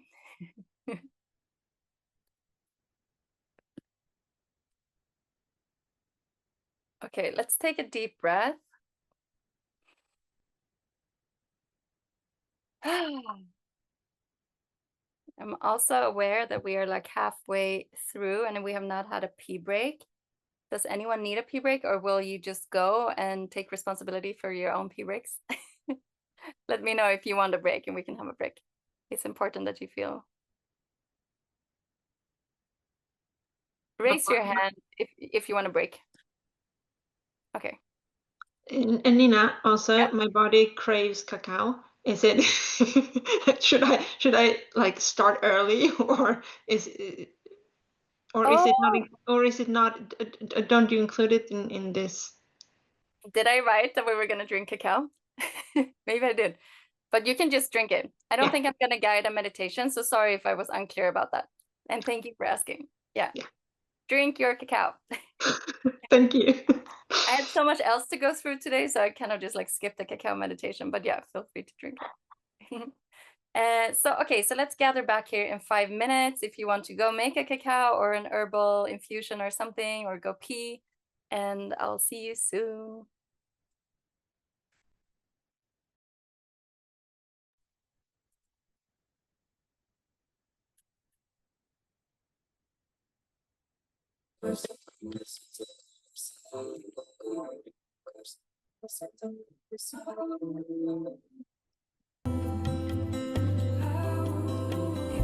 Satguru Prasad, Satguru Prasad, Gungar, Satguru Prasad, Satguru Prasad, Gungar, Satguru Prasad, Satguru Prasad, Gungar,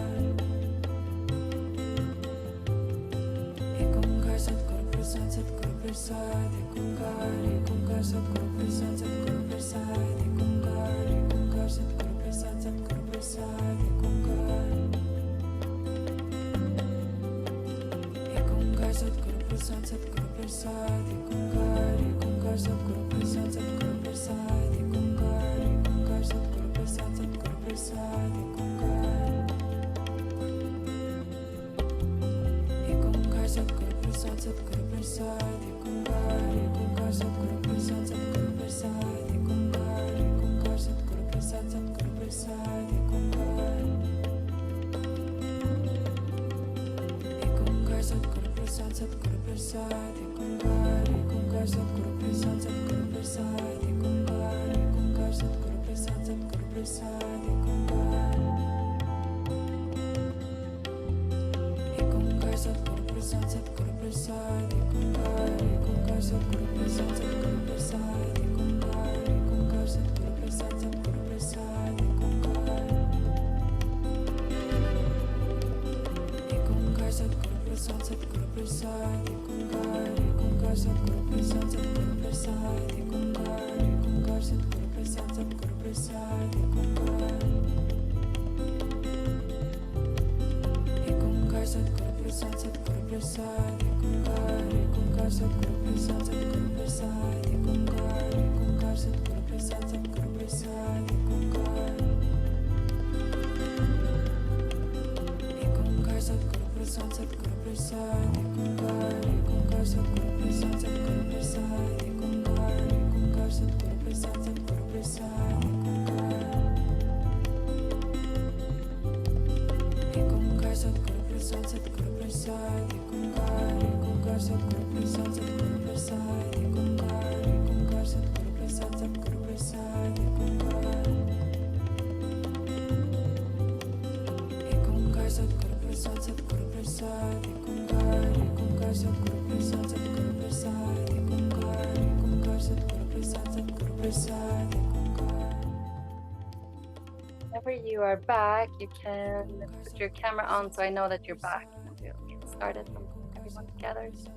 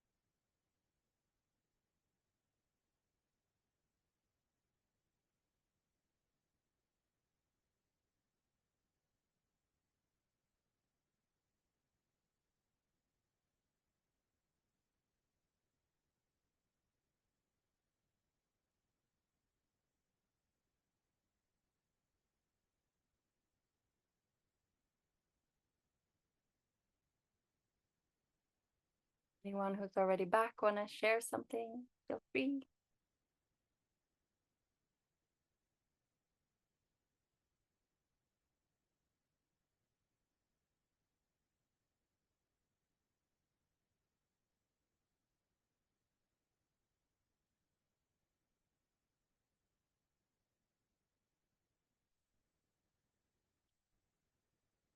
Okay, I think most people are back.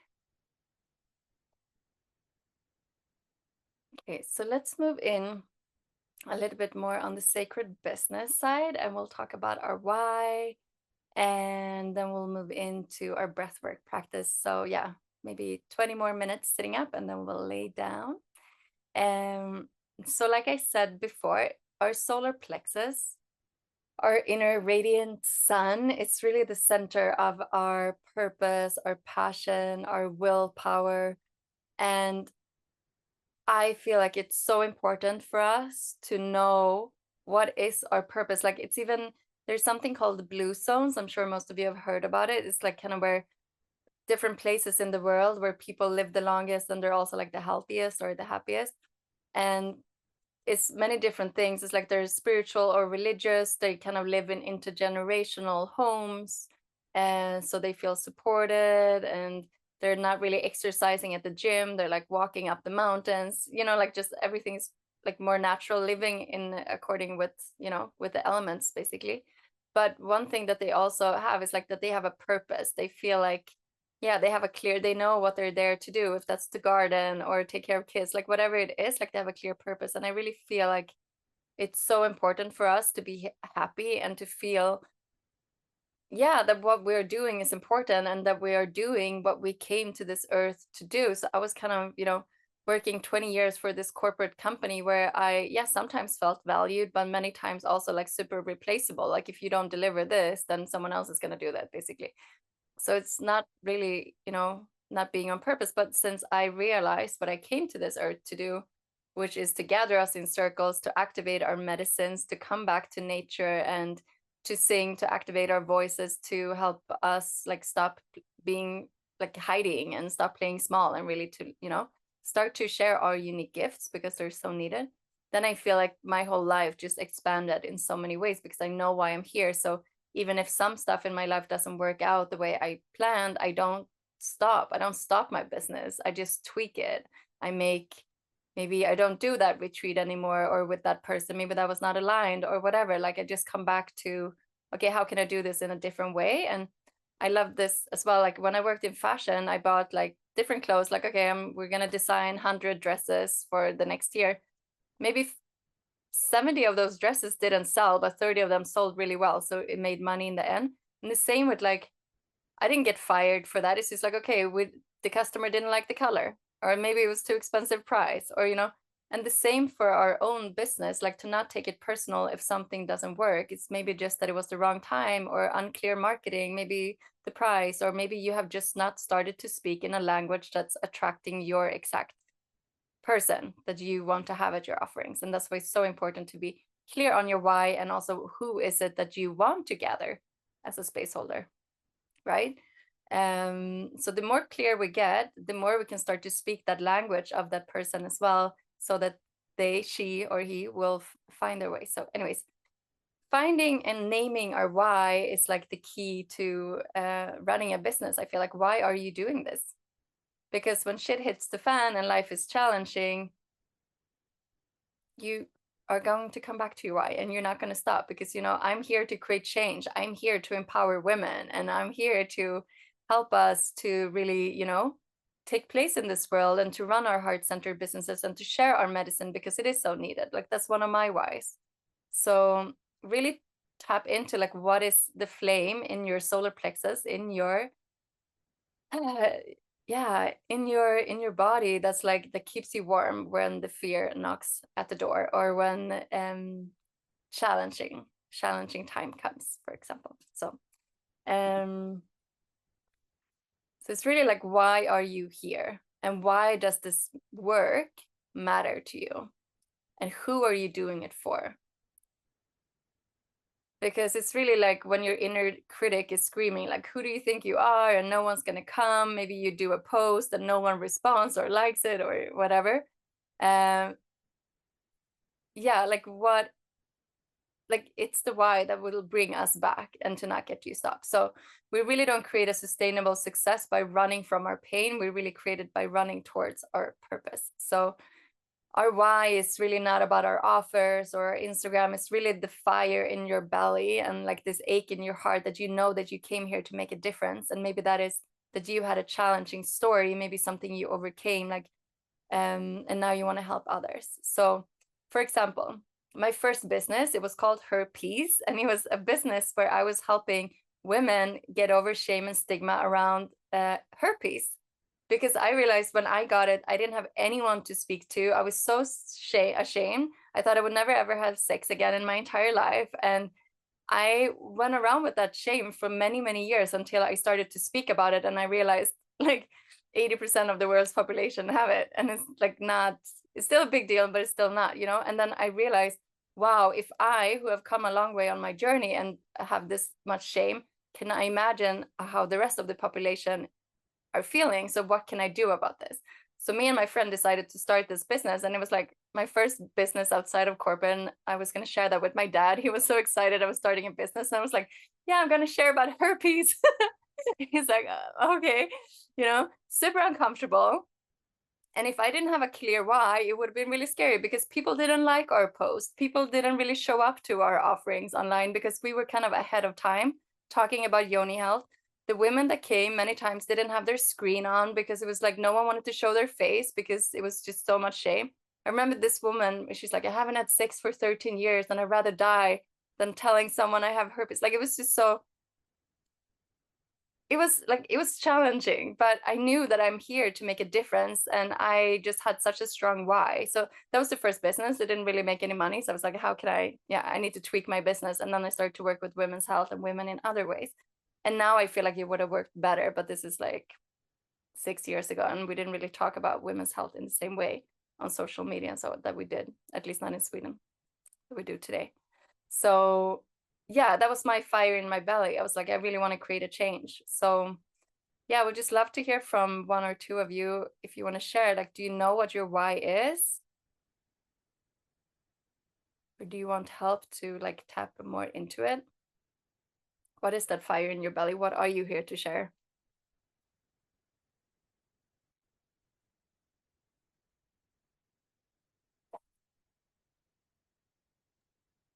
I feel like this is one of those things that I'm definitely working on trying to develop a lot. I feel like after the first day session that I had like with you back in May, like I had such like a strong vision afterwards, but then like in my daily life, like I think I know my why, and then a month later I'm like, no, I found another one, and no, there's another one, but they all kind of branch off from the same thing. So like actually staying like finding like a central thing that I'm following, that's something that I would like to do long term. So. Beautiful. Thank you for sharing that. That's also so important, because many times in our society, I feel like, oh, you need to choose one thing. And yes, maybe if you have one thing and you're super clear about that, maybe that's great. But for many of us, I'm a manifesting generator, which when I found out that we're supposed to make 1,000 different things, that's like what keeps our fire going. And yes, it can also burn me or others out, but it's such a blessing. And like, yeah, it can be like this umbrella, but it all leads back to, for me, it's like women's empowerment and women's health, for example. So maybe all of those things that now is coming to you, maybe they're just going to be woven together to something that's exactly your unique medicine. Like, I had a coach before that was like in one of my business trainings, and it's like, what, are you going to mix like breath work and herbs and business? That's really weird. Like, that doesn't, make sense. You have a business training, or you have a breathwork school, or an herbalism training. I was like, no, but that's not me. I would be super bored if I would just teach like one thing. I just want to merge everything together. And now I have a school that when I ask people like, what drove you here? Was it the breathwork or the herbalism or the business? And they're like, no, it's the combination. And maybe that's a very small part of the population, but I'm really attracting in my women into this that really loves, that resonates with my language, my story, and what I do. So I just want to have that said. Maybe you have things that you feel in your mind is scattered, but how can you weave them together to create your own unique offerings? Because if it helped you and if it resonates with you, I'm sure it's going to resonate with other people too. So I just want to have that said. It's not a weakness. If you ever thought, yeah. Yeah, so the magic is really in our story. So it's really when we share our unique story, I feel like we're really connecting with people. So yeah, the more you can dare to, first of all, tap into what is your story, and then dare to start to share it. And that is really how you create connection with people. So one example that I have, when I was on the beginning of my healing journey and I was like living in LA and people were speaking both like a different native language than I had, but also like the spiritual language that I completely was like, what is the third eye? And like, what is the pineal gland? And what is all of this? Like, I had no idea what people were talking about. And when I was sharing circles, I was kind of like sitting in my head, just trying to, okay, oh my fucking God, like, what am I going to say when it's my turn? I'm freaking out. And I would just say something that I thought sounded good. And of course, that's not creating connection with anyone. And I felt like, yeah, it didn't really give me anything either, right? But when I got this, like someone just told me, because I was like shaking, getting the talking stick, and they're like, just close your eyes and like share whatever is on your heart. And I was like, ugh. But anyway, I did that time. And several people came up to me afterwards and like, thank you so much for sharing that. I so resonate with what you had to say. And I was like, what? Really? Like you resonate with what I have to say? And that's how I realized is when we dare to be vulnerable and share our stories, that's also when we find people and connection, because when we're vulnerable, that's how we create connection as well. Not when we pretend to be this perfect person that don't have any issues or things moving in our life. Like that's not really interesting, right? At least not to me. So yeah, your magic is really in your story. So just maybe taking some time this week, this month to meditate on, journal, like what is your story? Where do you come from? What is your background? What have you overcome that you now have the tools to maybe help to guide others through? So one of my strengths is really like, I felt so stuck in my corporate life, having chronic pain, autoimmune disease, hormonal issues, having a lot of anxiety, all of these things. I managed to get myself out there, start my own heart-centered businesses. Like I run several businesses, and I'm now a living example that you can break free. So now that's a part of my story, that I can guide people who feel stuck in lives they don't want to be, and they long more to live more cyclically in nature, you know, building a heart-centered business. So could be anything. Maybe you have different stories with different things, and maybe you can help different kinds of people. But just tuning into what is your strength, like what are you here to share? How could you help and support others? Anyone wants to share anything about this? Maybe you feel like you're like, ah, maybe I think I do have something to share, but something is still holding me back. Like,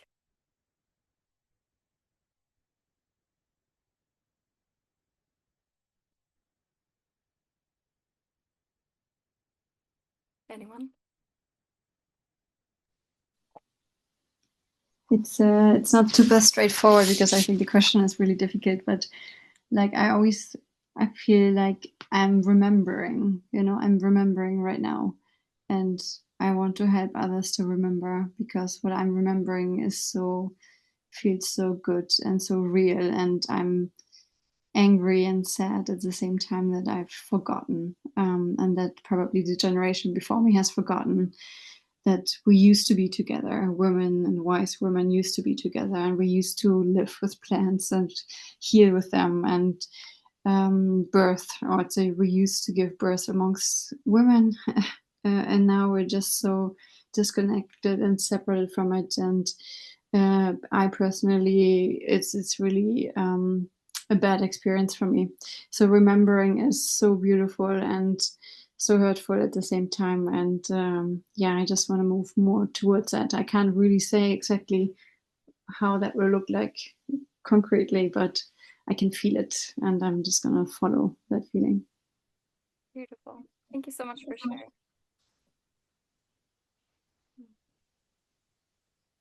That's the thing, right? It's a process. Like when we have our why, at least then we know why we're doing it, and then the rest of the pieces will unfold, and it's not like this overnight thing, something that grows on us. And maybe change it. I changed my business 100 times since I started with different things, because I'm constantly evolving and changing, and so are you, because that's the only constant, is that we are always changing. So but we just have to not, or this is my truth anyway, to not wait until we feel like we are ready, when we have all the certificates, or when we feel like we have everything well put together. Because when you do have everything well put together, you will probably want to share something completely different because you grew out of it. So just start with what you got, and that's going to be perfect for those people. And then maybe in 1 year you have kind of like grown out of maybe teaching to that audience, and then maybe you're expanding into something else that will attract in other people.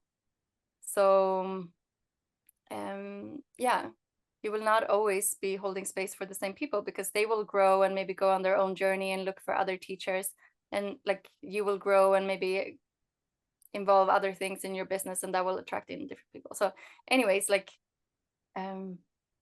yeah, just start with what you got, and that's perfect for what it is right now. That's what I'm trying to say. I feel like I spoke a lot today. I'm like, oh, all over the place. But yeah. Anyone Nina, else? can I just say something quickly? Yes, of course.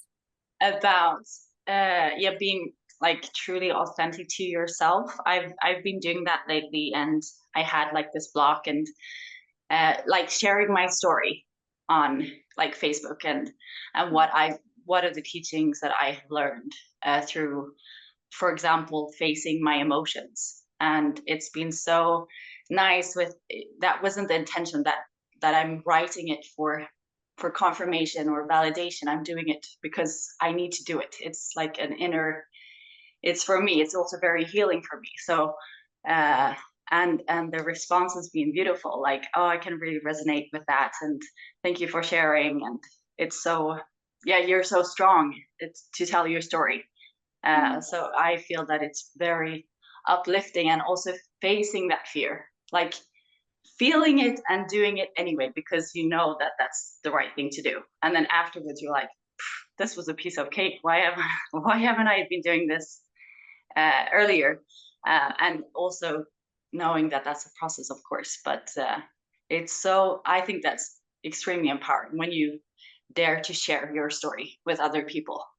And yeah, and hoping that maybe that will inspire, but if it doesn't, that's also okay.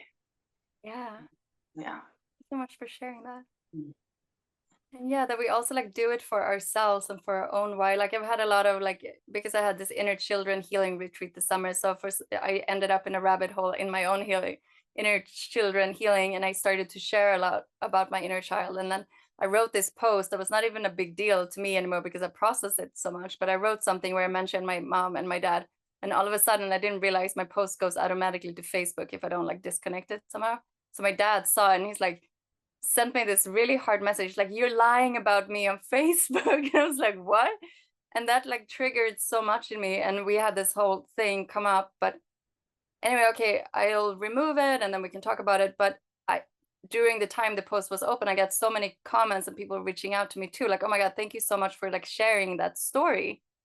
So, and I told my dad that too. I'm like, okay, maybe, you know, I'm sharing this for me, but also because I know I'm like helping a lot of people by sharing my stories. So you just kind of need to get over yourself and, you know, not see that this is something I'm doing against you. This is a part of my own healing journey to speak my truth and to share my version of this story.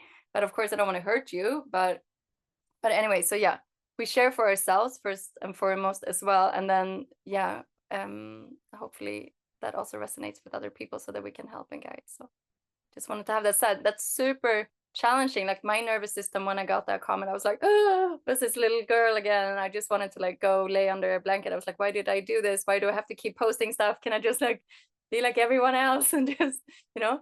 But no, that's not my path. And my why is to keep sharing my truth and my story because I know it helps. So anyway, I hope that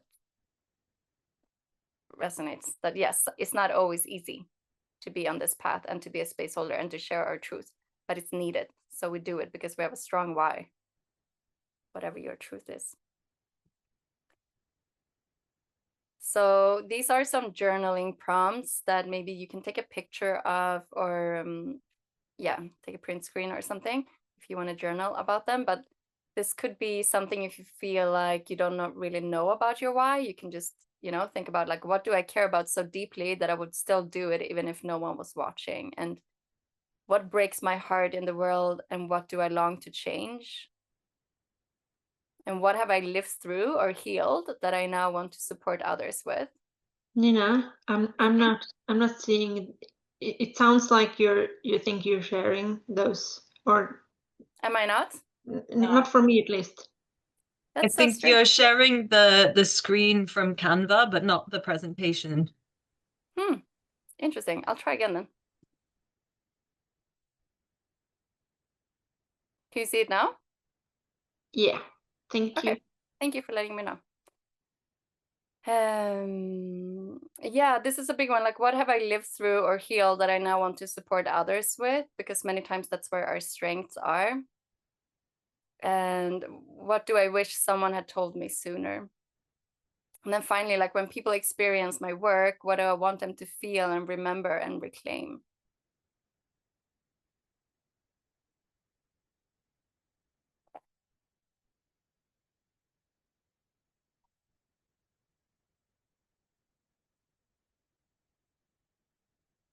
Did everyone take a picture? Who wants to take a picture?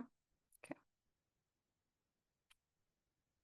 So this is just a reminder that you are not for everyone, and that's okay.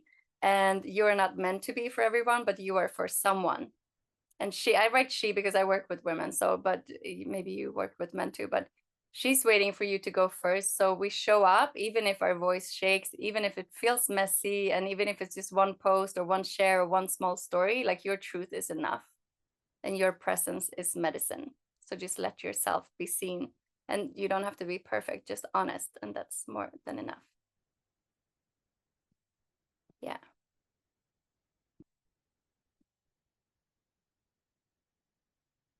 So I think I'll leave it at that. Does anyone want to share anything about your why, your purpose? Anything became more clear or something you feel inspired to dive deeper into?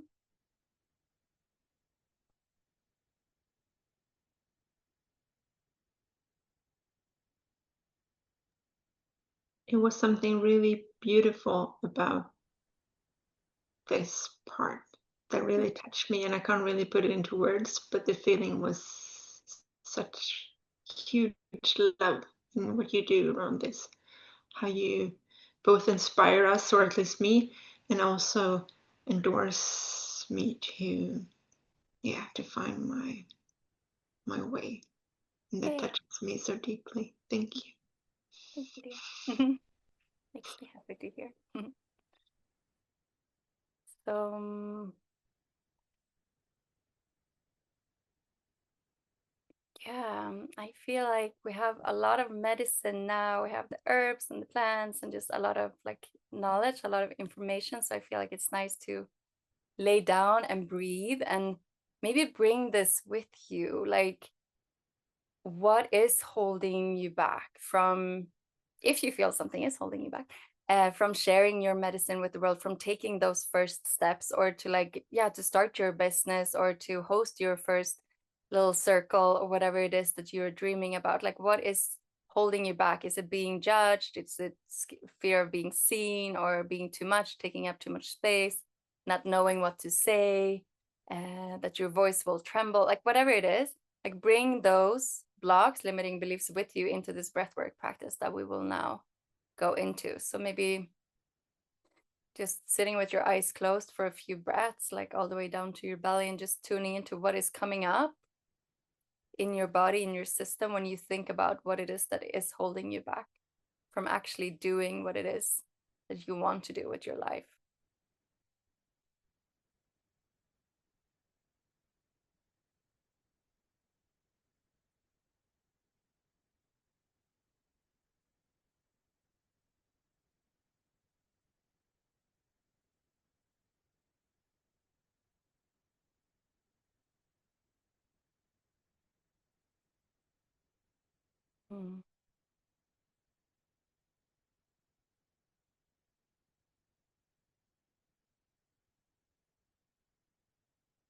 What is the programming? What is the limiting beliefs? What are the fears, the worries, the doubts? What is your monkey mind telling you?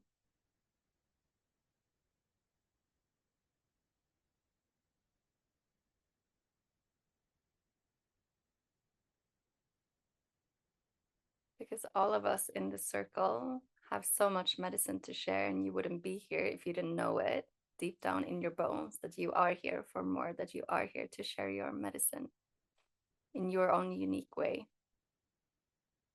And sometimes it gets overwhelming to think about all the steps we have to do to get there. So something that I find is super helpful is to just every day think about what is one little baby step that I can do today. What can I do today to just create some momentum?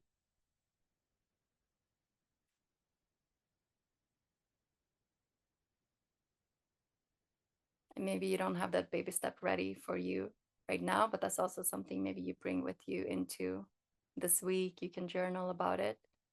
And just know that if you take one little baby step every day, in 1 month, in 3 months, in 6 months, in 1 year, you've come a very, very long way compared to if you don't do anything at all because you feel like you're stuck and because you don't know what to do because there's so much to do. But just take one little action every day, even if it's tiny.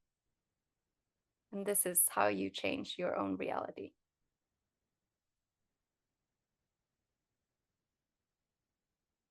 I'm right now listening to a lot of Joe Dispenza. I'm super into it. And he says, your personality creates your personal reality. And I really love that so much. So it's really like, how can we change our personal reality by just our emotions and our actions in our personality? I'm not the best explainer in that, but anyway, we can change our personal reality by how we live and choose to live and wake up and what we choose to do with our lives each day, with our thoughts, with our actions. So yeah, with that said, we're going to lay down and breathe. And I feel like all of you have been breathing transformational breath work, maybe.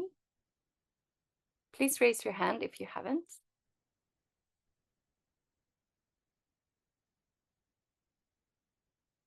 Okay, I can't see everyone's hands, but anyway, I'll just show it. I'll show it.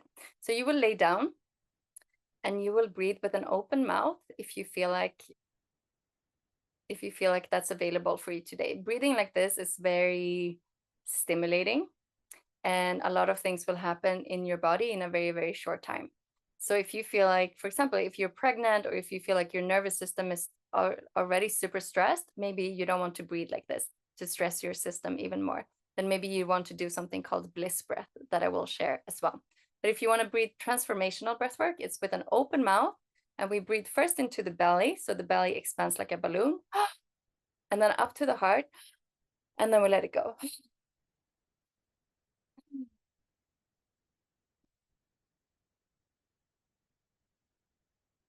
And you will lay down to do it. So maybe you felt just by doing a few of those breaths that a lot of energy is starting to move in your body. So just a few things that it might happen is that you get very emotional. And this is because we're stirring the emotion, the energy in our sacral chakra, the waters in our body. So if you all of a sudden need to cry, want to laugh, or anything in between, you want to scream, you want to whatever, you do that because we're moving energy. And if you feel like you have kids sleeping or neighbors that might call the cops if you're screaming too loud, you can do it into a cushion. But also know that you don't have to do sound release. You can also hold your breath, for example. That's also another way of like releasing. So you do whatever is available to you, okay? If you would do bliss breath, it's more calming. It's in through the nose. So in through the nose, and then we make a blissful sound as we exhale. So this is also highly transformational, but it's more gentle because when we are mouth breathing, we're hyper oxygenating our body. We're just flooding our body with so much oxygen. So we'll go in and just clear whatever stuck energy you may have. And that can be a past life trauma. It could be when you were kicked out of the sandbox when you were a child and you have still not processed that. And therefore you walk through life feeling like you don't belong, whatever. Like the breath will go where it needs to go to clear whatever it needs to clear. And that may look like, energy moving. You can get tetany, claw fingers. And this is, our fingers are an extension of our heart. So when we have tension around our heart, grief, lack of self-love, whatever it may be, can manifest in our hands. So this is normal, but it should never be painful. If it's painful, you slow down your breath. I used to get it around my mouth like this because I didn't speak my truth. I didn't share my voice in the way I was longing to share it. So and therefore I got it there. So if you get tension around your legs, like I shared before, maybe you have something around your root chakra, maybe you don't feel safe or grounded or nourished. So just be super curious when you feel sensations in your body, like, oh my God, what is my body trying to tell me now? Instead of judging it or trying to like, get rid of it. Like, no, this is messages. This is how we tap into our wise woman within. Because when we turn down the volume of the monkey mind, which is what we will do now, you will start to hear and feel what the rest of your body is communicating with you. So maybe you will connect to your why. It will be super clear, like, oh my God, I know exactly why I'm here on earth, to share this and this and this. Or I know exactly what change I need to do to not, hide anymore. Or so it's really easy to get these clear messages many times when we do this breath work. So that's why I love it so much. And the last thing I will say, because I spoke for a long time now, is that we can reprogram our subconscious mind. So let's say that you don't feel like you're worthy now. You don't feel like you are worthy of charging whatever you want to charge for your offerings. Like all of these things you can reprogram, because we're ending up in a deeper brainwave where we can reprogram our subconscious in 1 or 2 or 3 or 5 sessions, like almost like hypnosis.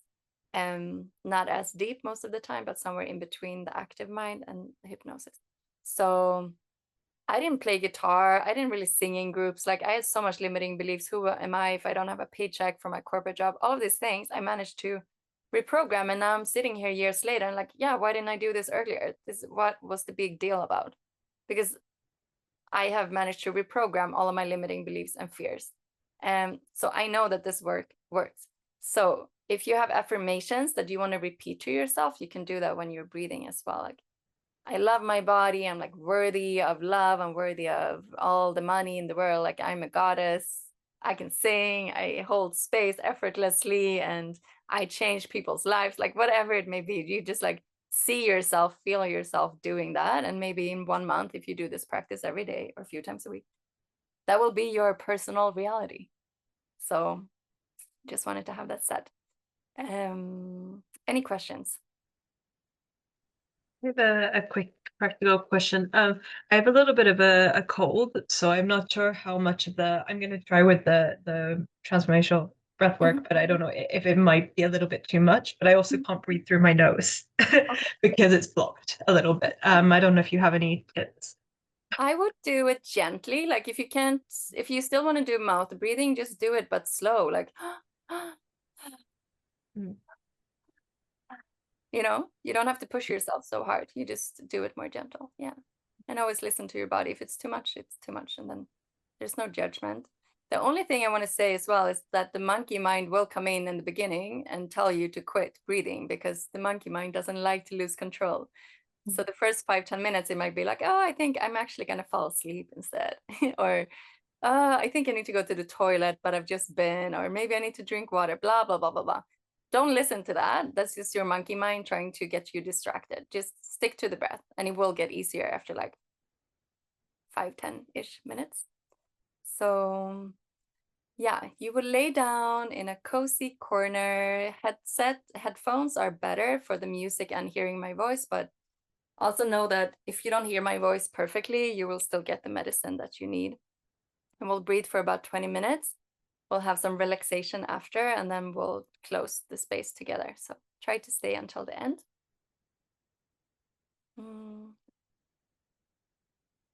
If it's available to you, if you can have your camera so I can see your belly, that's great, because then I can see if you're breathing or not breathing, and I can remind you.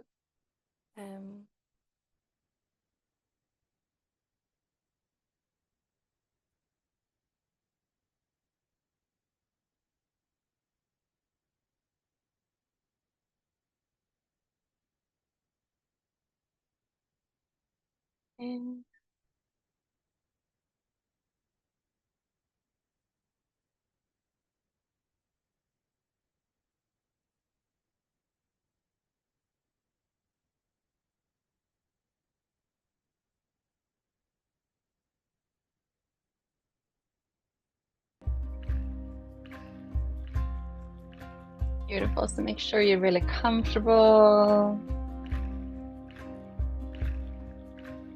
Sometimes you can get really hot, sometimes really cold. That's just energy moving. So you just surrender to what is, knowing that everything is welcome in this space. Whenever you feel ready, you can just take one deep nose breath, maybe place a hand on your heart, one on your womb. Tuning into your intention. What do you want to call in with this breath? Maybe more courage, more trust, more joy, more pleasure, whatever it may be. And what are you ready to finally let go of? What are you ready to release? What story, what pattern, what loop? And then taking another deep inhale through your nose and just sighing it out, maybe shaking your body a little bit. Now letting go of that intention and just trusting that the breath will go where the breath needs to go. And you will get the medicine that you need, maybe not the medicine that you want, but it's all perfectly perfect. So let's open our mouths if we're breathing transformational and start breathing. Chest.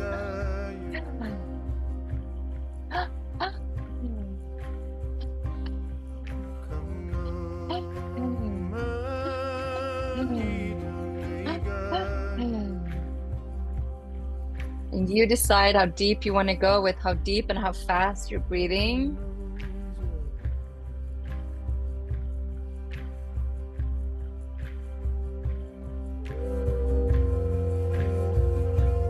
Belly, chest, exhale.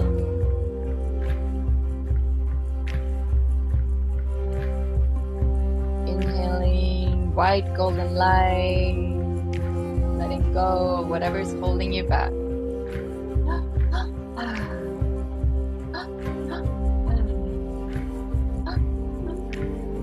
Knowing that you are your own healer, your own medicine woman.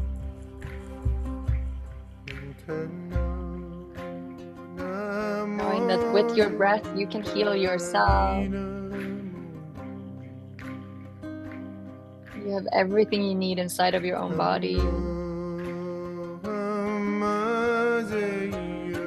Don't listen to the monkey mind noise. You just keep breathing. You're doing so well.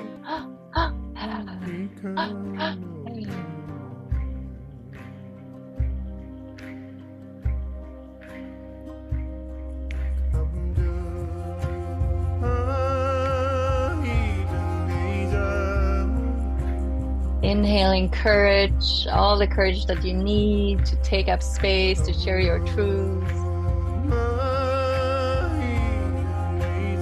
Exhaling all the doubt that you may have in your body. You just let it go. It's not yours anymore. And keep breathing.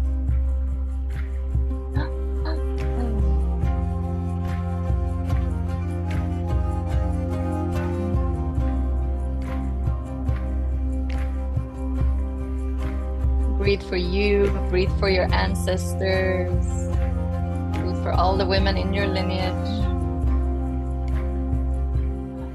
for all the medicine women, all the wise women, everyone who came before you so you can be here now.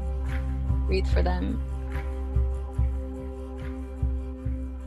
And if you want to make an ah sound, the sound of your heart, you can do that. Maybe tap your heart.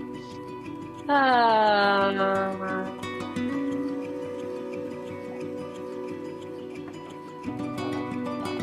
Then come back whenever you're ready to your breath. You're doing so good. You just keep inhaling trust, courage, wild, golden, healing light. Letting go of fear, of doubts, of procrastination.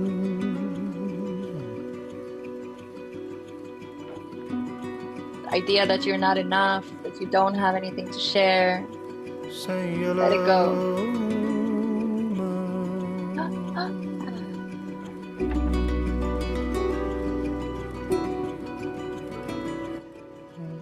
Feeling tingling sensations in your body is so normal, so you just surrender to what is, let that energy move.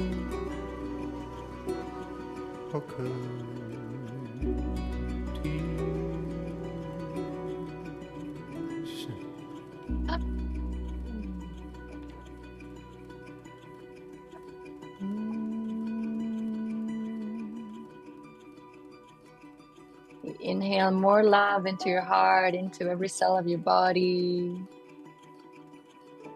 Letting go of the people pleaser if you have her inside of you.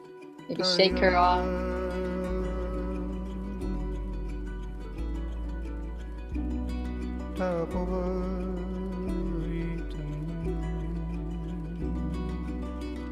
Shake out the times, all the times you said yes when your body meant no.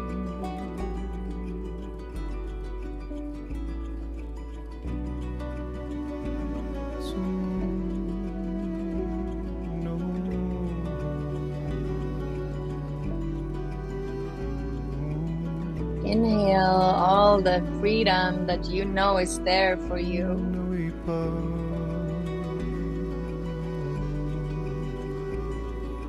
Exhale whatever is keeping you stuck.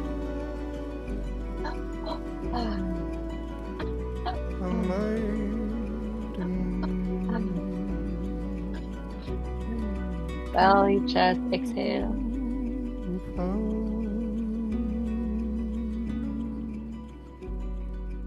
And if it's available to you, you can make a releasing sound now. Whatever wants to come out of your mouth.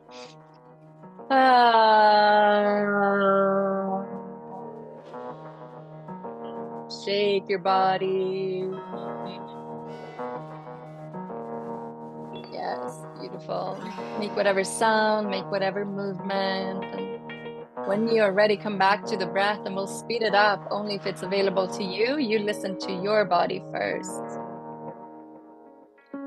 But if you want, this is your opportunity to go deeper.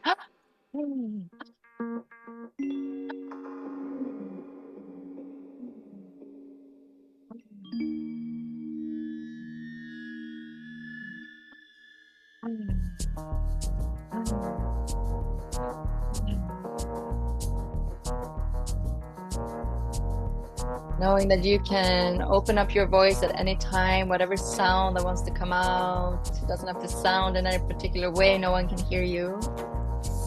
Let it flow.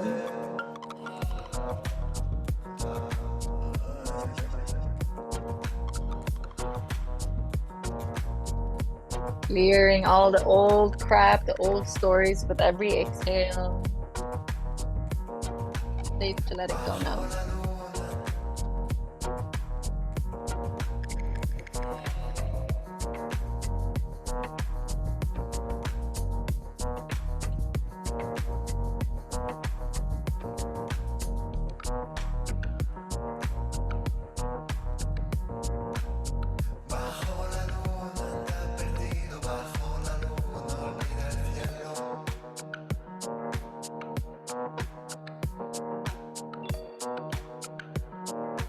Yes, keep breathing, maybe a little bit faster, maybe a little bit deeper, but only if it's available to you.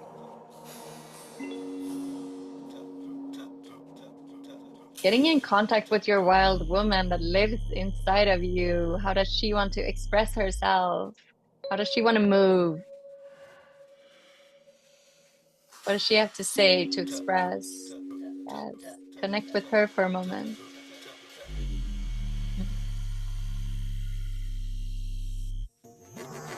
Bajo la luna anda perdido, bajo la luna olvida el cielo.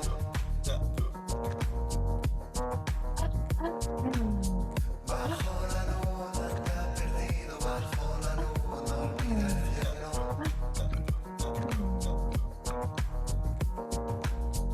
Feeling the support of the earth, of your ancestor as you're breathing, as you are letting go of all the old stories holding you back.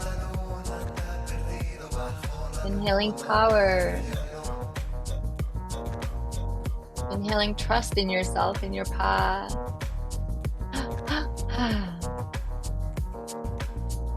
Trust that you are exactly where you need to be in this moment in time.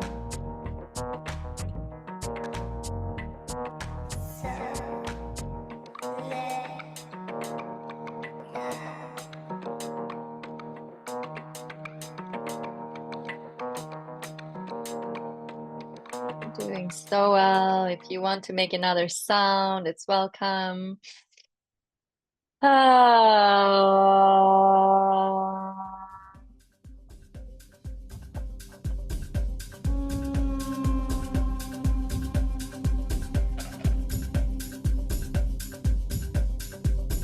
Move your body, shake your body, tap on your body if you feel stuck.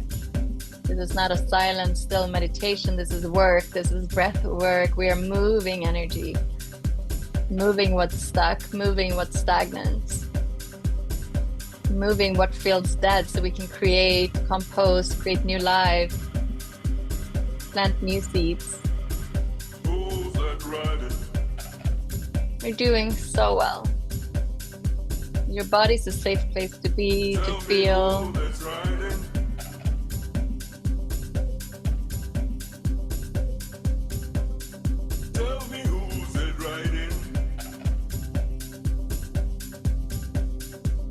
And if it's ever too much, you just come back to nose breathing. You are in charge. You are your own medicine woman.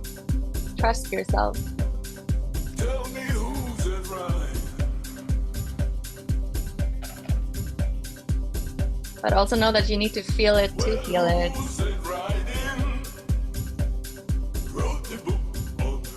So where do you feel it right now? Where is your body communicating to you that you have things to work on, to release? Where can you create more space? Without judging, just breathing into it with so much love and compassion.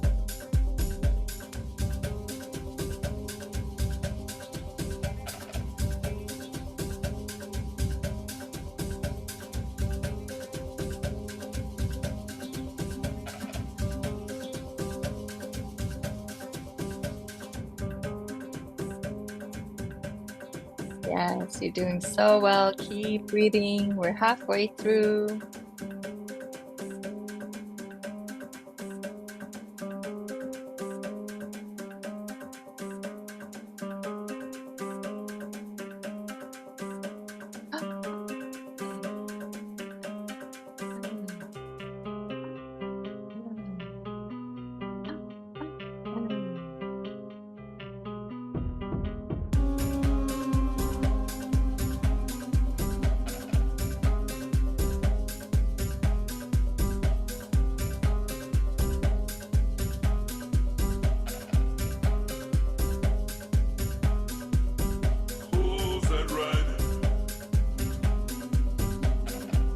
How can you activate your voice even more? Can you make a sound? Can you speak your truth? How can you express yourself in the most authentic way? What are you longing to share with this world?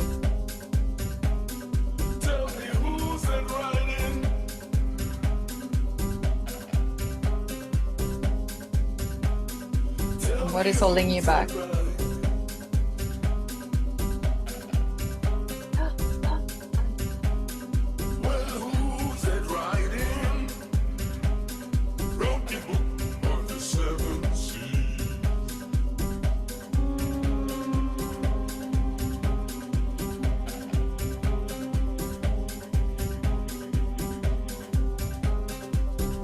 Start to slow down a little bit after the song. So if you want to really go for it, to breathe a little bit deeper.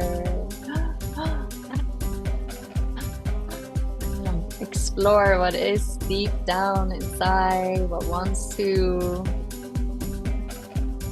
be seen, what wants to be loved, what wants to be released.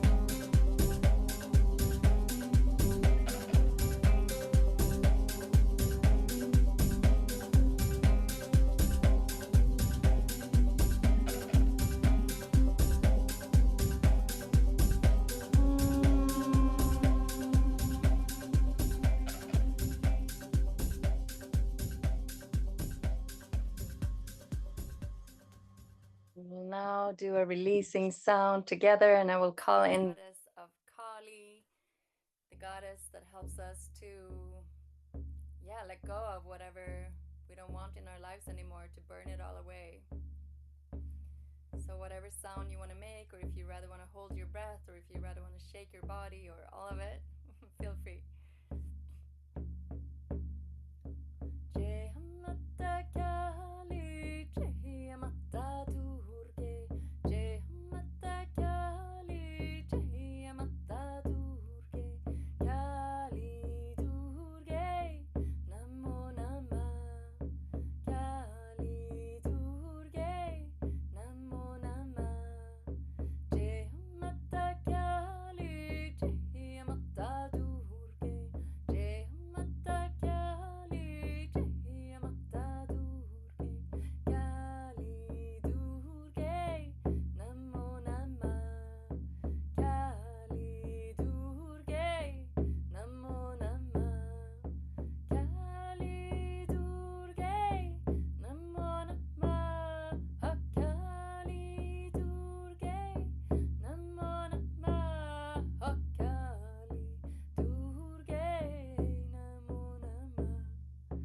Kali Durge, Namo Namah, Jai Mata Kali, Jai Mata Durge, Jai Mata Kali, Jai Mata Durge, Kali Durge, Namo Namah, Kali Durge, Namo Namah, Kali Durge, Namo Namah, Kali Durge, Namo Namah.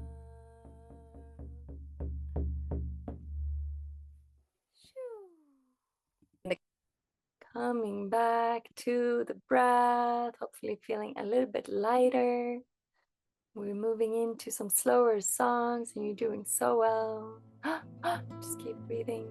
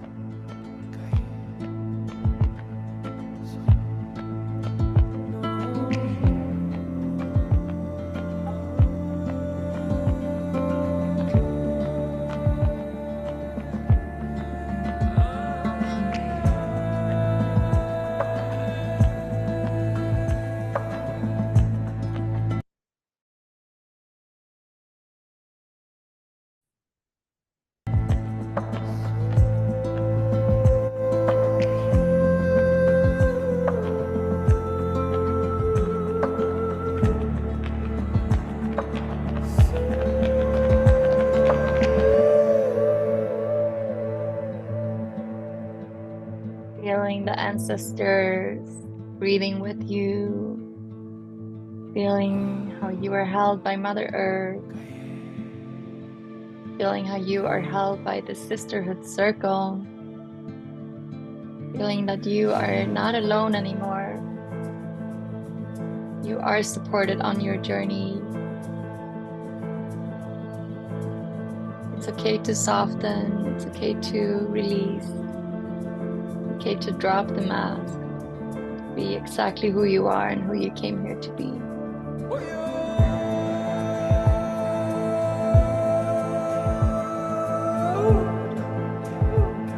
So who is that? Who are you under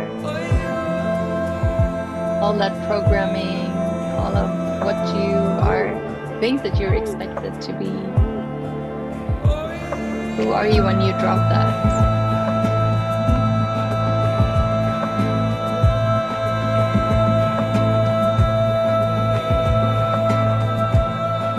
Who is your inner wild, wise woman? What is she here to share unapologetically? Knowing that might trigger some, but it will also attract your tribe.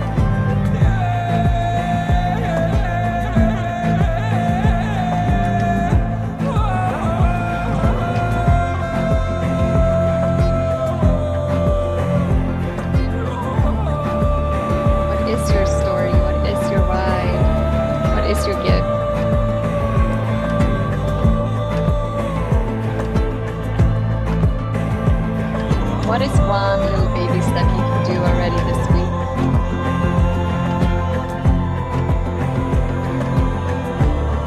To move towards that. Knowing that this world is waiting for your medicine. This world is waiting for you to take up space, to shine. We need you.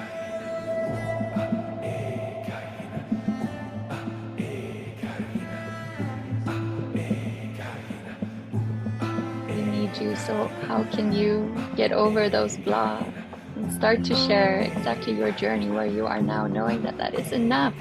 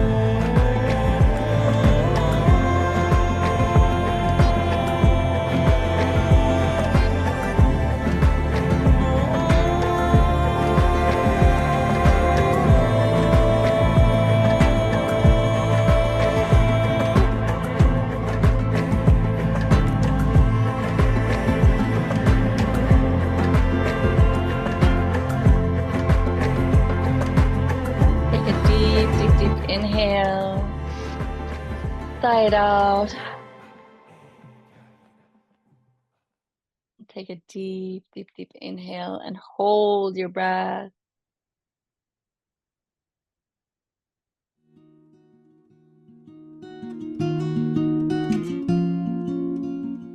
You hold it for as long as you can, or until I tell you that it's time to release.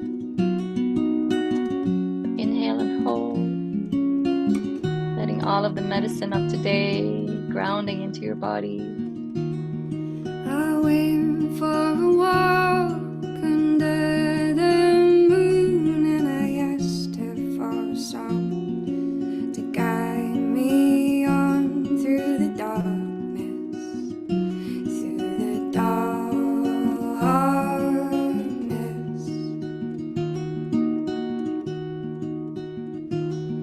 The darkness of my fears when all else disappears. Oh, the darkness of self-doubt will burn out all your lightness, all your lightness.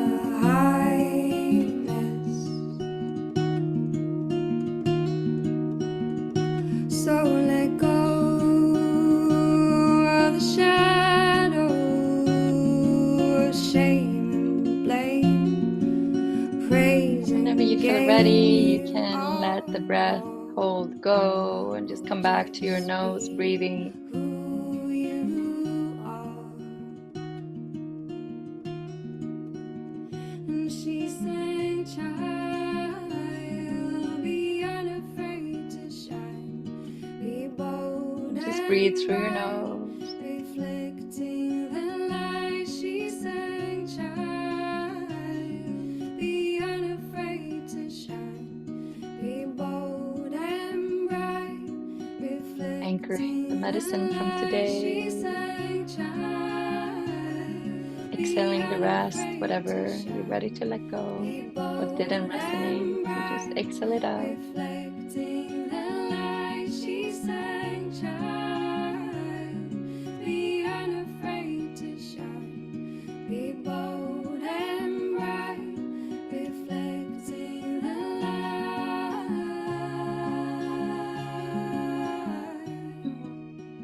Taking a really deep exhale.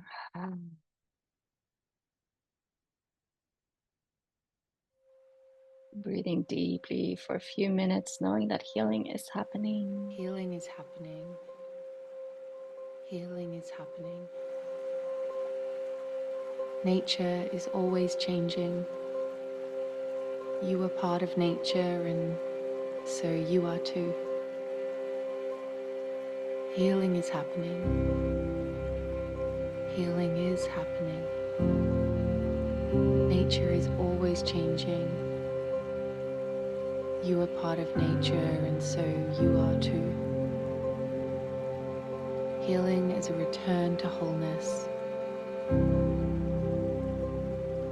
Healing is happening every moment of every day.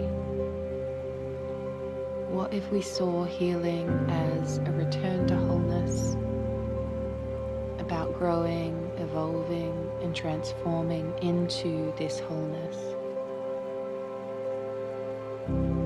We are ever-changing beings in an ever-changing world.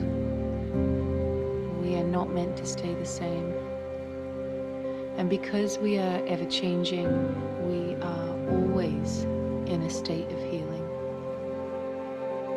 returning again and again and again to a state of wholeness every moment of every day. Wholeness isn't stagnant. Because we are part of nature, and nature is always changing, growing, and transforming, we are always healing. And healing is always happening. Healing is happening. Healing is happening. Every moment of every day, healing is happening. I wonder if it is our obsession with being in full bloom forever that makes us feel broken when things are simply changing for us. And make us feel broken when we experience anything other than what we see as ideal.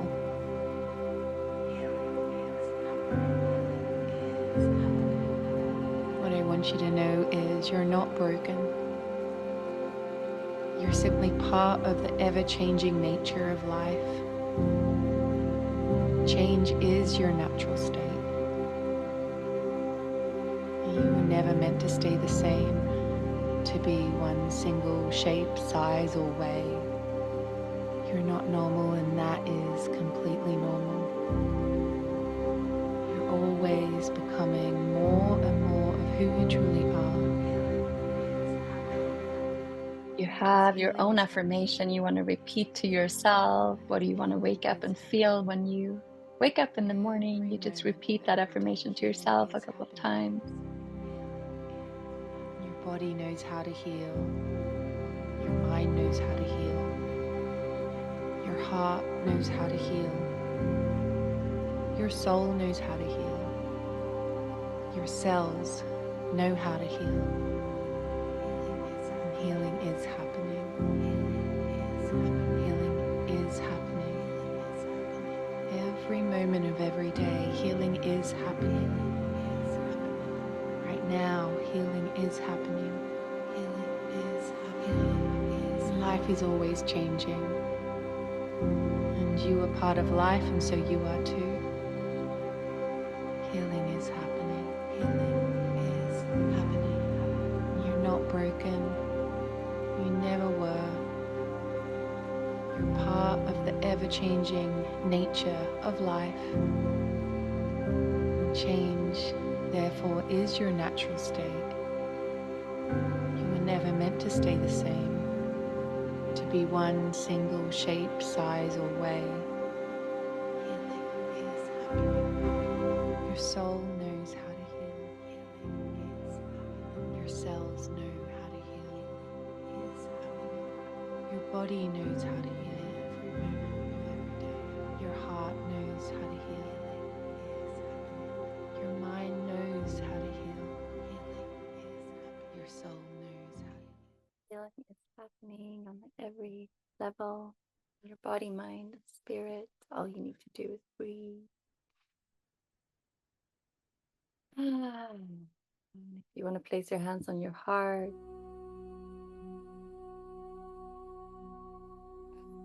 feeling of gratitude,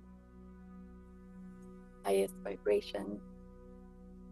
So if you can, we can all start our days, end our days, walk through our days feeling so grateful for everything that we already have and everything that we already are.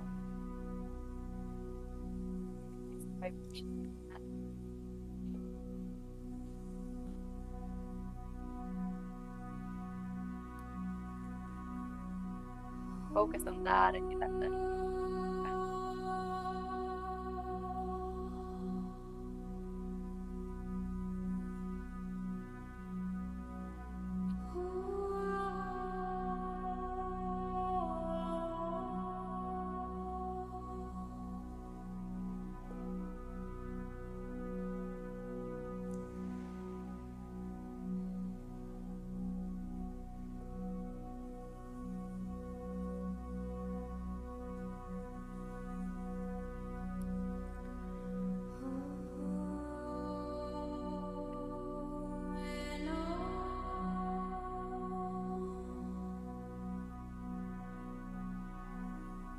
Tell yourself.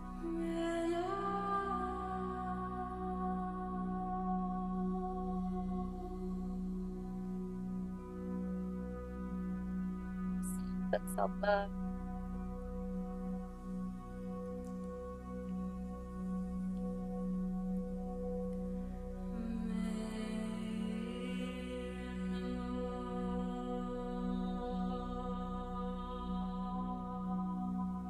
Tell yourself what you would tell the person or the animal that you love.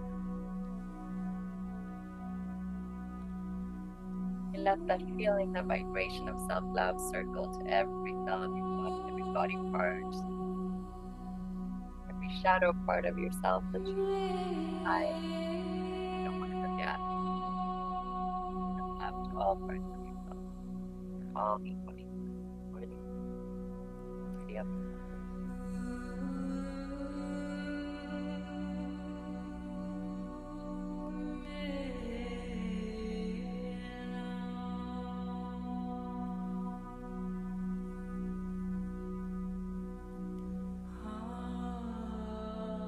the medicine.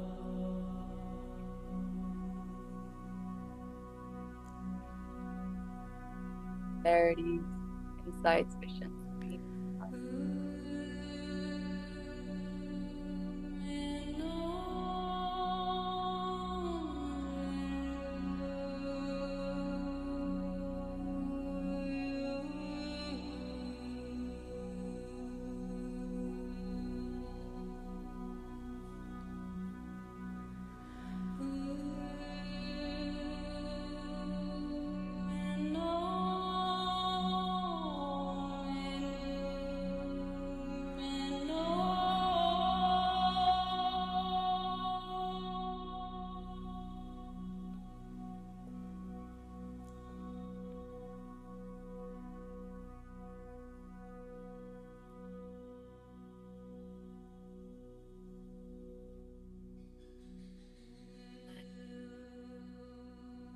Come over on one side, feet open.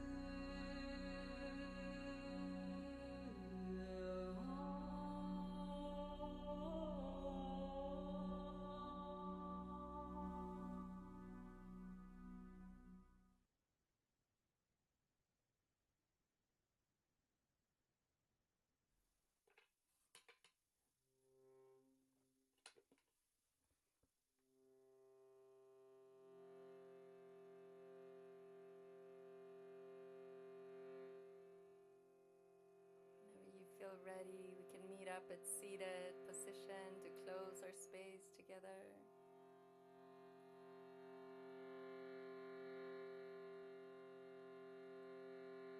Placing your hands on your heart or in front of your heart. Feeling your heart. Feeling what your heart is longing for and what is one little baby step you can start to do already tomorrow to honor it, to walk the path of your heart.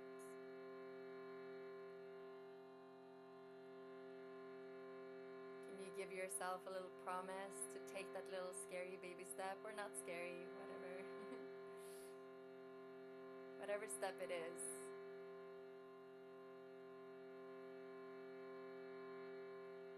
Let's anchor that with one Om together. So deep inhale.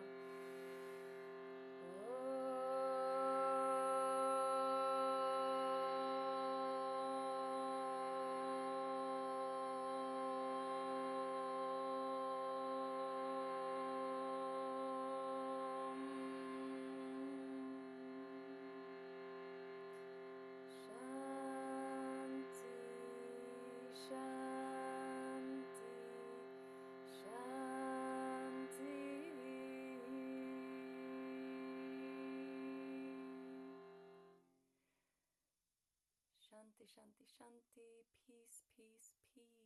Fred, Fred, Fred. May all living beings be happy and free, including you and including me.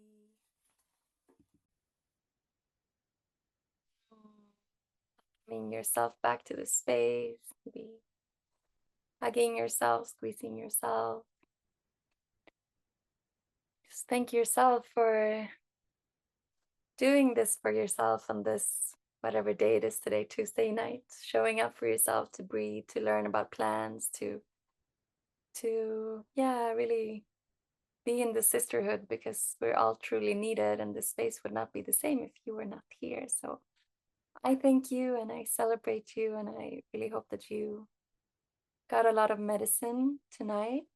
If you want to write in the chat what your medicine was, or if you feel like you're in a vulnerable space and you don't want to start typing, that's also fine. But if you want to share, I'd love to hear. And yeah, if you feel like this medicine, this sisterhood, this breathwork, herbal magic, witchery, wise woman, all this magic that we've been speaking about today, and empowerment, if that's something that calls to you, my Wild Bloom journey starts on the 22nd of September. So it will be, yeah, a journey through the chakras with breathwork, with herbalism, with sacred business, to really make you a strong vessel, a strong embodied space holder. So we work with both healing our own bodies, but also how can we really embody those medicines so that we can hold space for others. So I don't want to really go into details now because I know it's late and so on, but I'll send out an email tomorrow to all of you. And if you feel the calling to know more, you can just book a call with me or send me an email, and I would love to speak more. And otherwise, I'll have another similar session like this in like 2 weeks if you want to come and breathe more and learn even more about plants. And yeah. It was so beautiful to see you all. If someone has a share, we have 1 more minute. Love to hear anyone's beautiful voice. May I share? Yes, a please. bit? I just wanted to say thank you so much for this beautiful session evening. I just I felt something activating in me. I feel more safe sharing. I usually never come on camera on Zoom. And everything, I mean, the combination of the plant medicine and the breath work and everything, the space you hold, it really calls to me. I can feel like the inner witch, the wild woman, is really cherishing. She's so happy now, blissful. And yeah, thank you to everyone who participated too. This really meant a lot to me. So tack så mycket. Thank you. Any last share? I have been doing a lot of breath work on my own, but it just feels so powerful to be held in such a safe space and to be surrounded by such wonderful people online. So thank you so much, Nina. Thank you, Amy. So good to see you.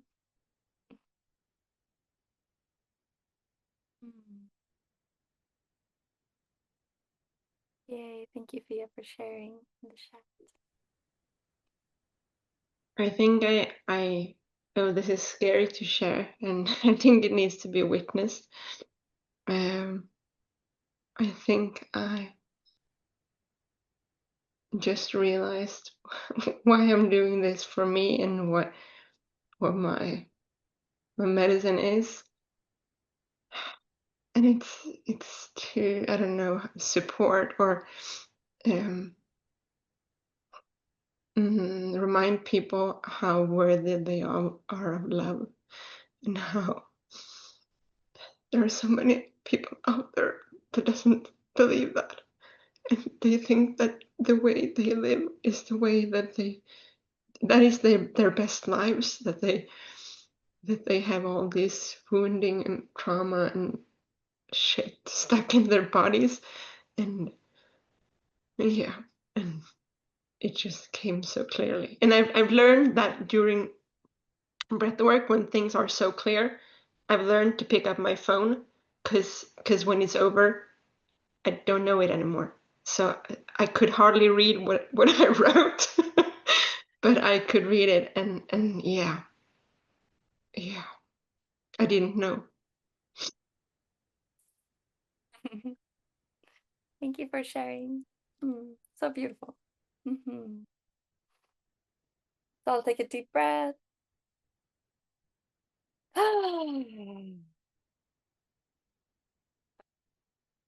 Drink some water before you go to bed, because breathwork is a little bit dehydrating. Please journal. If you felt like you floated off, go lay on the earth for a couple of minutes before you go to bed if you're in the European time zone. And maybe eat something, and just take care of yourself. And if you feel like tomorrow you want to share anything or something came up that you want to integrate, I'm here. So you know where to find me, and I'm just sending you all so much love. This really, truly means the world to me. I just love to gather in circles like this. So I hope you feel that, and I hope I'll see you again soon. Yay.